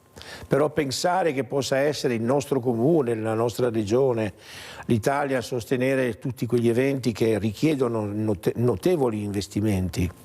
Si pensi soltanto una mostra di rilevanza nazionale, tutto il trasferimento delle opere, problemi di trasporto, problemi di assicurazione che coprono i rischi, i problemi gestionali, a fronte dei quali per pareggiare i conti bisognerebbe chiedere un biglietto d'ingresso ben superiore a quello che viene chiesto. Ma soprattutto neanche un euro dovrebbe essere speso, visto il momento anche drammatico che vivono certe famiglie, la povertà che aumenta sempre di più, i soldi per questi non ci sono mai, per altre cose si trovano, ma per le famiglie, abbiamo visto la morte di questo ragazzo, non sanno più dove andare a dormire, sono gli ultimi, gli emarginati, però sono persone. Ecco, sono persone alle quali bisognerebbe dare anche un barlume di speranza, ecco, e questo purtroppo non viene fatto. Però l'importante è fare squadra. Mi sembra che anche per quanto riguarda la contadina, Savno, si cerca anche di unire le forze, di dialogare per dare un maggiore servizio con minor costo, cercare di capire che forse bisogna aiutare queste famiglie, perché guardate, adesso mi sembra che prende 1.500 euro di stipendio, con l'aumento che verrà sia di 12 euro, mi sembra, di aumento di stipendio o di pensione, perciò bisogna vedere caso a caso, ma il problema è che non ce la fanno. Io mercoledì ho avuto il banco alimentare e vi posso assicurare che non sappiamo più come difenderci e dobbiamo comprare le derrate alimentari perché non arriva più niente, arrivano solo dolci, però non è possibile, e adesso i supermercati possono vendere fino all'ultimo secondo anche la cosa in scadenza, il prodotto in scadenza, perciò anche là segati in piedi non possiamo. Allora, cos'è il rifiuto? Il rifiuto è diventato un business importante, Baldin? Sono tanti punti dai quali esaminare questa tematica un po' complessa. Io sono rimasto, finito a giugno, per cui vado nei ricordi, che sono ricordi anche di attualità, cose fresche, per cui sicuramente in questo momento non parlo a titolo contarina, anzi approfitto di salutare tante persone che lì mi hanno voluto bene e mi hanno fatto fare una bella esperienza di crescita, di conoscere tematiche importanti che coinvolgono tutti. Nello stesso tempo è un'esperienza umana di conoscere tante brave persone motivate che lavorano con impegno e che sono alla fine loro gli artefici di quello che Contarina è conosciuta non solo in Italia ma anche all'estero. Per cui, premesso questo, volevo dire che quella di allearsi, di mettersi insieme per ottimizzare processi, per ottimizzare l'utilizzo di impianti. È una cosa importante perché si riesce a finalizzare ancora meglio la diversificazione che coinvolge l'impegno che viene fatta grazie all'impegno dei cittadini che capiscono che si sta facendo qualcosa di serio, che quello che per loro è un rifiuto poi diventa una risorsa, un qualcosa di importante che più possibile oggi si cerca di finalizzare e dar valore, perché più si trova valore, più si salvaguarda l'ambiente. Ecco, volevo dire, più che i soldi che si possono magari scalare o non aumentare nelle tariffe, quella cosa importante è quello che facciamo per il nostro ambiente, dove viviamo, dove la nostra salute ne può beneficiare o meno, o al contrario ne può essere aggravata. Ecco, per cui questa qua è una tendenza che si era già iniziata e che si stia ulteriormente avvalorando, di allearsi, di lavorare insieme, di trovare le sinergie in modo tale di effettivamente valorizzare, di aiutare alla differenziazione, il riuso sempre di più. Sono tante cose dove un po' si può sempre migliorare, ma io quello che vorrei dire, non misuriamola sempre su qual è la nostra tariffa. Quella lì purtroppo oggi si tende a dar valore a altri servizi, altre forniture, gas, luce, acqua. Invece il rifiuto si pensa che non abbia valore e non sia un costo per il trattamento. Invece è un servizio che è un costo. Tagliente, voleva commentare le parole di Baldini? Sì, le parole di Baldini. Il tema dei rifiuti è un tema di enorme importanza, perché dobbiamo considerare che se c'è un rifiuto vuol dire che a monte c'è una produzione. Se c'è un eccesso se c'è un aumento di rifiuti vuol dire che c'è un aumento di produzione. E l'aumento di produzione, noi parliamo tanto di consumismo, no? Guardiamo soltanto la prospettiva del consumismo, e quindi, ma se c'è un consumismo c'è anche una produzione. La vera domanda non è perché le persone consumano, la vera domanda è per quale motivo si produce. Cioè, il fatto che ci siano incrementi produttivi deriva dal fatto che la maggiore produzione di beni è il volano che permette l'aumento della valorizzazione del denaro. Più beni si producono, più denaro viene accumulato.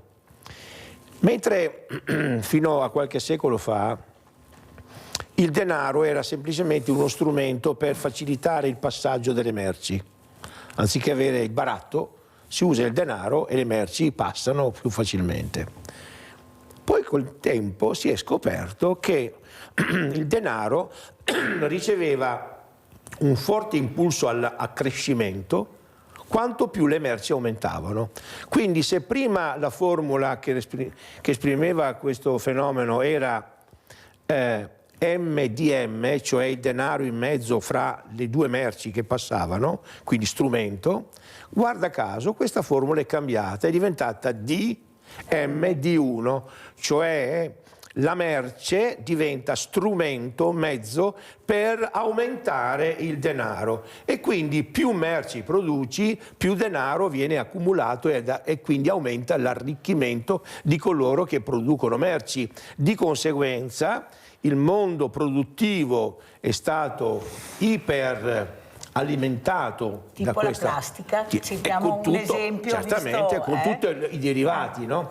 E naturalmente più produci, più rifiuti generi, e poi questi rifiuti in qualche maniera devono essere trattati, e allora il trattamento non è che sia gratuito, riesci sì a coprirlo un po' con il contributo dei cittadini, però per il resto quindi questa è la dinamica perversa non già tanto del consumo quanto della spinta che porta il consumatore ad essere allettato ad acquisire di più l'ennesimo maglione piuttosto che l'ennesimo gadget. Allora io vi prego almeno per questo periodo di non portare più vestiti al banco solidale, perché no, veramente tutti quanti siamo sommersi, ma veramente sommersi di abbigliamento. Se volete portate coperte e asciugamani, che ne abbiamo bisogno, lenzuola, ma non abbigliamento. Perché ho toccato questo tasto? Perché il consumismo è arrivato a questo. Cosa abbiamo? 5-6 cappotti a casa, 4 giacconi, 3 piumini, andiamo avanti, poi abbiamo l'invernale, Io tutti i martedì devo mandare via persone perché non riesco più veramente a contenere. Ma quanta roba abbiamo comprato, Baldini? Ma dove vanno a finire tutti questi capi di abbigliamento? Abbiamo visto anche su una trasmissione il processo, dove arrivano, fin dove arrivano. Ma com'è la situazione? Ce la racconti un pochino? Difatti sono le 3 R. Le ultime 2 sono riuso e riciclo. La prima è riduzione, per cui il problema è ridurre a monte la quantità. I tessuti, diciamo, in genere, prendono tutti anche l'abbigliamento. È quello dove si sta lavorando, è più di attualità questo qui, perché è quello dove si sta cercando di trovare formule, soluzioni, modalità nuove per abbattere il costo, perché la quantità è sempre più importante. Effettivamente c'è una produzione che se guardiamo anche il mondo femminile, non è una critica, è una constatazione. Secondo me l'abbigliamento è una specie di droga certe volte. Stacca la spina, faccio shopping. Io avevo una collega che quando si comprava una borsa nuova, quando era un po' giù, si comprava una borsa nuova, per dire. Dicevo, il mondo femminile è una tentazione che la Lidia. Questo qua sia dovuto anche all'usa e getta, cioè non prendo più il capo da 100 euro, ma prendo il capo da 10, 15, 20 euro, che magari assomiglia anche a quello a 100 euro, poi lo butto.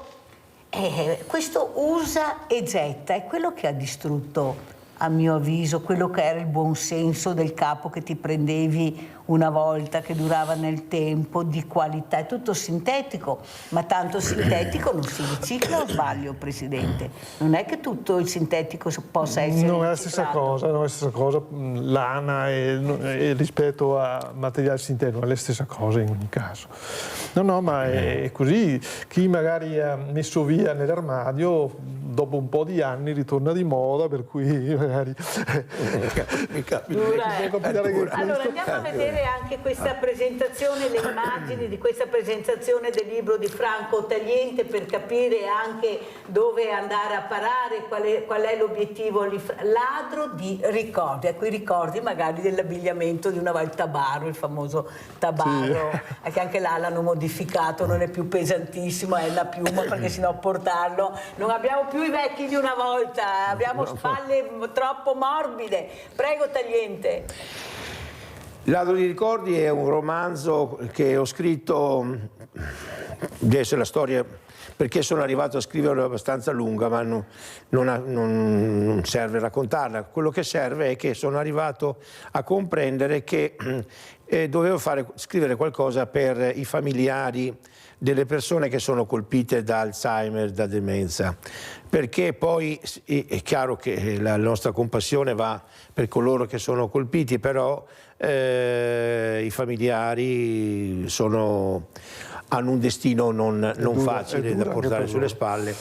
Ora mi sono imbattuto casualmente, che poi caso non è, nella lettura di alcuni testi sull'Alzheimer, ed ho colto un aspetto molto interessante che ha a che fare con la possibilità che le prime fasi della manifestazione di questa, che si definisce malattia, ma è ben più profonda, deve essere una malattia, le prime fasi possono essere diciamo in qualche modo contenute. Si può ritardare l'evoluzione della malattia per non arrivare alle forme estreme, che poi sono quelle che creano maggiori problemi. E la leva sulla quale agire è la leva della creatività. Quindi sono le terapie creative quelle che possano fare la differenza. Le terapie creative associate ovviamente alla al prendersi cura nel senso emotivo, emozionale, quindi la vicinanza con la persona, la frequentazione, le relazioni. E quindi poi ho immaginato l'incontro tra due anziani affetti da demenza senile e proprio le prime fasi di quella che poi potrà diventare l'Alzheimer conclamato. Solo che questi due anziani sono affetti da una forma di perdita di memoria un po' particolare. Uno ha perso la memoria del tempo che fu, quindi quella che si chiama a lungo termine, e poi l'altro invece ha perso la memoria del giorno prima. Quella recente, quindi quella passata e quella recente. Bilanciano allora? Quindi, sì, esattamente. Allora cosa succede? Che si bilanciano, il loro aiuto, diventano amici poi, questi due si frequentano e allora uno racconta all'altro le storie del tempo che fu, che lui non ha vissuto ma non ricorda, e l'altro ricorda al primo invece quello che è successo il giorno prima o che sta per succedere. Allora Baldini, lei invece che ricordi ha? Lei è stato amministratore, come ha detto prima, ecco, presidente di Contarina, perciò settori molto importanti. Qual è il ricordo più bello? La politica di una volta, questa democrazia cristiana che regnava imperterrita, però con una scuola politica, sì, con un modo diverso di porsi, o sbaglio? No, effettivamente io ho iniziato nel 75, 50 anni fa, pensate un po'.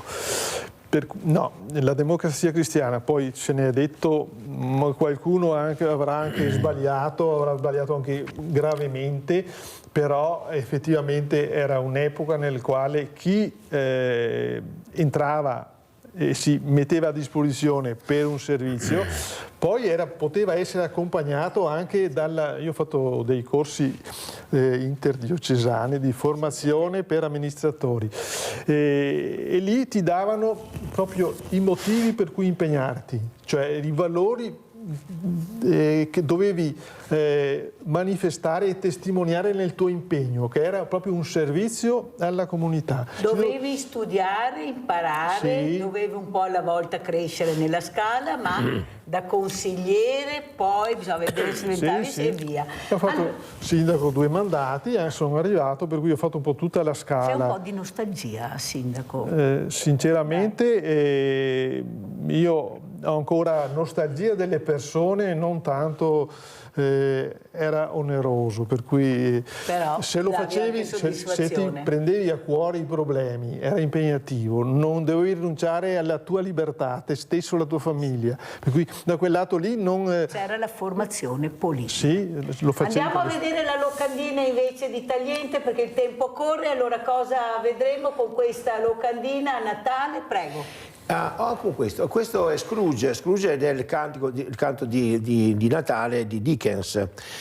In questa performance del teatro che ormai tu conosci, nel nostro teatro, è un teatro che coinvolge gli spettatori, l'obiettivo è quello di far sì che Scrooge si levi questa maschera, la maschera dell'avaro, dell'arido, del gretto, cosa che nel romanzo avviene, solo che noi ci limitiamo alla prima parte del romanzo, quella nel quale lui ha una relazione, si incontra il nipote, lo tratta male, incontra il suo commesso, lo tratta male, incontra 2 gentiluomini che vanno a chiedere una donazione e li tratta male, e la domanda è: ma perché questo non accada, che tipo di relazione le persone dovrebbero avere con Scrooge? Perché questa domanda? Perché Scrooge siamo noi. E quindi il tema è: che cosa può modificare il nostro modo di essere quando siamo come Scrooge? E poi la risposta la troviamo in serata, il giorno 5 alla biblioteca di Silea. Invece la presentazione del libro Ladro di ricordi è il giorno 2, martedì, in quella bellissima libreria, piccola ma molto bella, che è la libreria San Leonardo, dove si ritrovano gli amici, le persone che vogliono approfondire alcuni temi, uno dei quali appunto è quello del come fare ad aiutare i familiari di coloro che sono colpiti da Alzheimer. Grazie a Franco Tagliente, artivista, grazie a Sergio Baldin, già presidente Contarina, già sindaco, amministratore. Perciò avete sentito, c'è un po' di nostalgia del passato anche in politica. E il futuro, leggete questo libro, magari è qualche politico, magari così si riesce a togliersi la maschera e lo vediamo bene negli occhi. Grazie, grazie, e andiamo a vedere l'assegno, il vostro assegno che Mirella ha dato.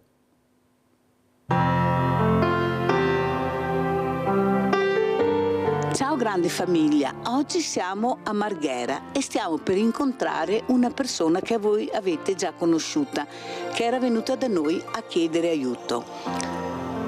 Ha una casa, è stata data a lui una casa e noi siamo venuti ad aiutarlo. Andiamo a vedere. Eccolo qua, ciao, ciao Massimo, ciao, ciao, tutto bene? Sì. Sei contento? Allora finalmente è arrivata la casa? Certo, era finalmente un po' di tranquillità adesso.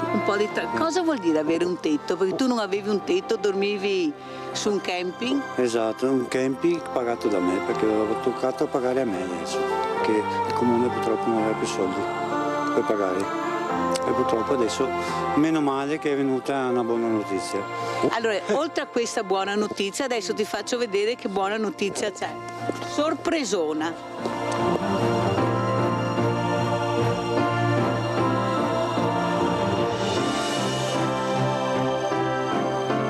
E come vedi è arrivato il frigorifero e anche la lavatrice, guarda, e anche la borsa della spesa. Sei contento?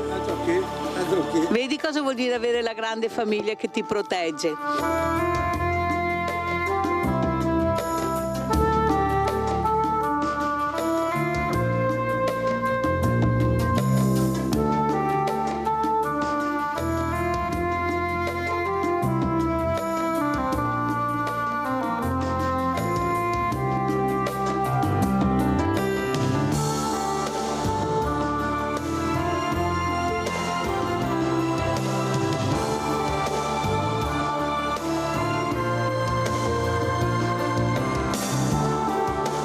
Siamo entrati in casa di Massimo, dalle scale ho preso paura, però all'interno devo dire la verità che si presenta abbastanza bene. Queste sono case che vengono assegnate alle persone come Massimo che appunto sono in forte difficoltà, mancano i lampadari, adesso lui deve fare gli allacciamenti, penso, giusto?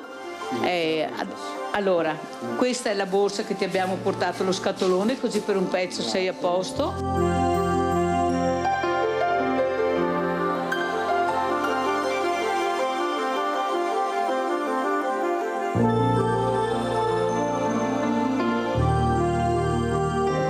Questo è l'assegno massimo della grande famiglia di Rete Veneta, perché oltre alla casa adesso bisogna fare gli allacciamenti, hai delle spese da sostenere, questo assegno verrà monitorato, tutti gli scontrini che spenderai dovranno essere portati alla signora Silvana Tosi, che fino adesso ti ha aiutato, perciò sarà monitorato tutto quanto, in attesa che tu ti metta a posto anche con l'appartamento. Cosa vuoi dire? No, io vorrei ringraziare intanto Rete Veneta che mi ha fatto questo assegno e speriamo che quest'anno vada meglio per tutto questo che devo fare. Ripetiamo, tu eri senza lavoro, senza casa, senza niente, dormivi su un camping, grazie anche perché bisogna dirlo a Silvana Tosi che ti ha aiutato in un periodo difficile, finalmente è arrivata la casa. Certo, e anche devo aprire tutte le utenze e più anche devo comprarmi altre roba perché mi serve altri mobili, i lampadari, le aperture e anche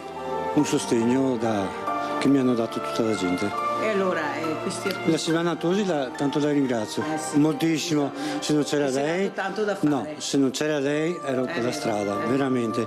È l'unica che mi ha dato veramente una mano, è stata sempre in compagnia con me e mi ha assistito al 100%. Ecco, bisogna dirlo perché quello che è di Cesare è giusto dare i premi anche a chi se li merita. Certo. Allora mi raccomando Massimo, io verrò a controllare, devi fare le pulizie, deve essere tenuto bene e adesso vediamo che se riusciamo a trovare anche qualche lavoretto, qualcosa. Magari. Grazie alla Silvana che si darà da fare. Io vi ringrazio tantissimo, grande famiglia, avete visto che anche questa settimana i vostri soldi sono andati, speriamo a buon fine, per aiutare Massimo a rimettersi in piedi. Ce la farà, noi ci proviamo, sta a lui la buona volontà. Ciao, grazie, al prossimo assegno.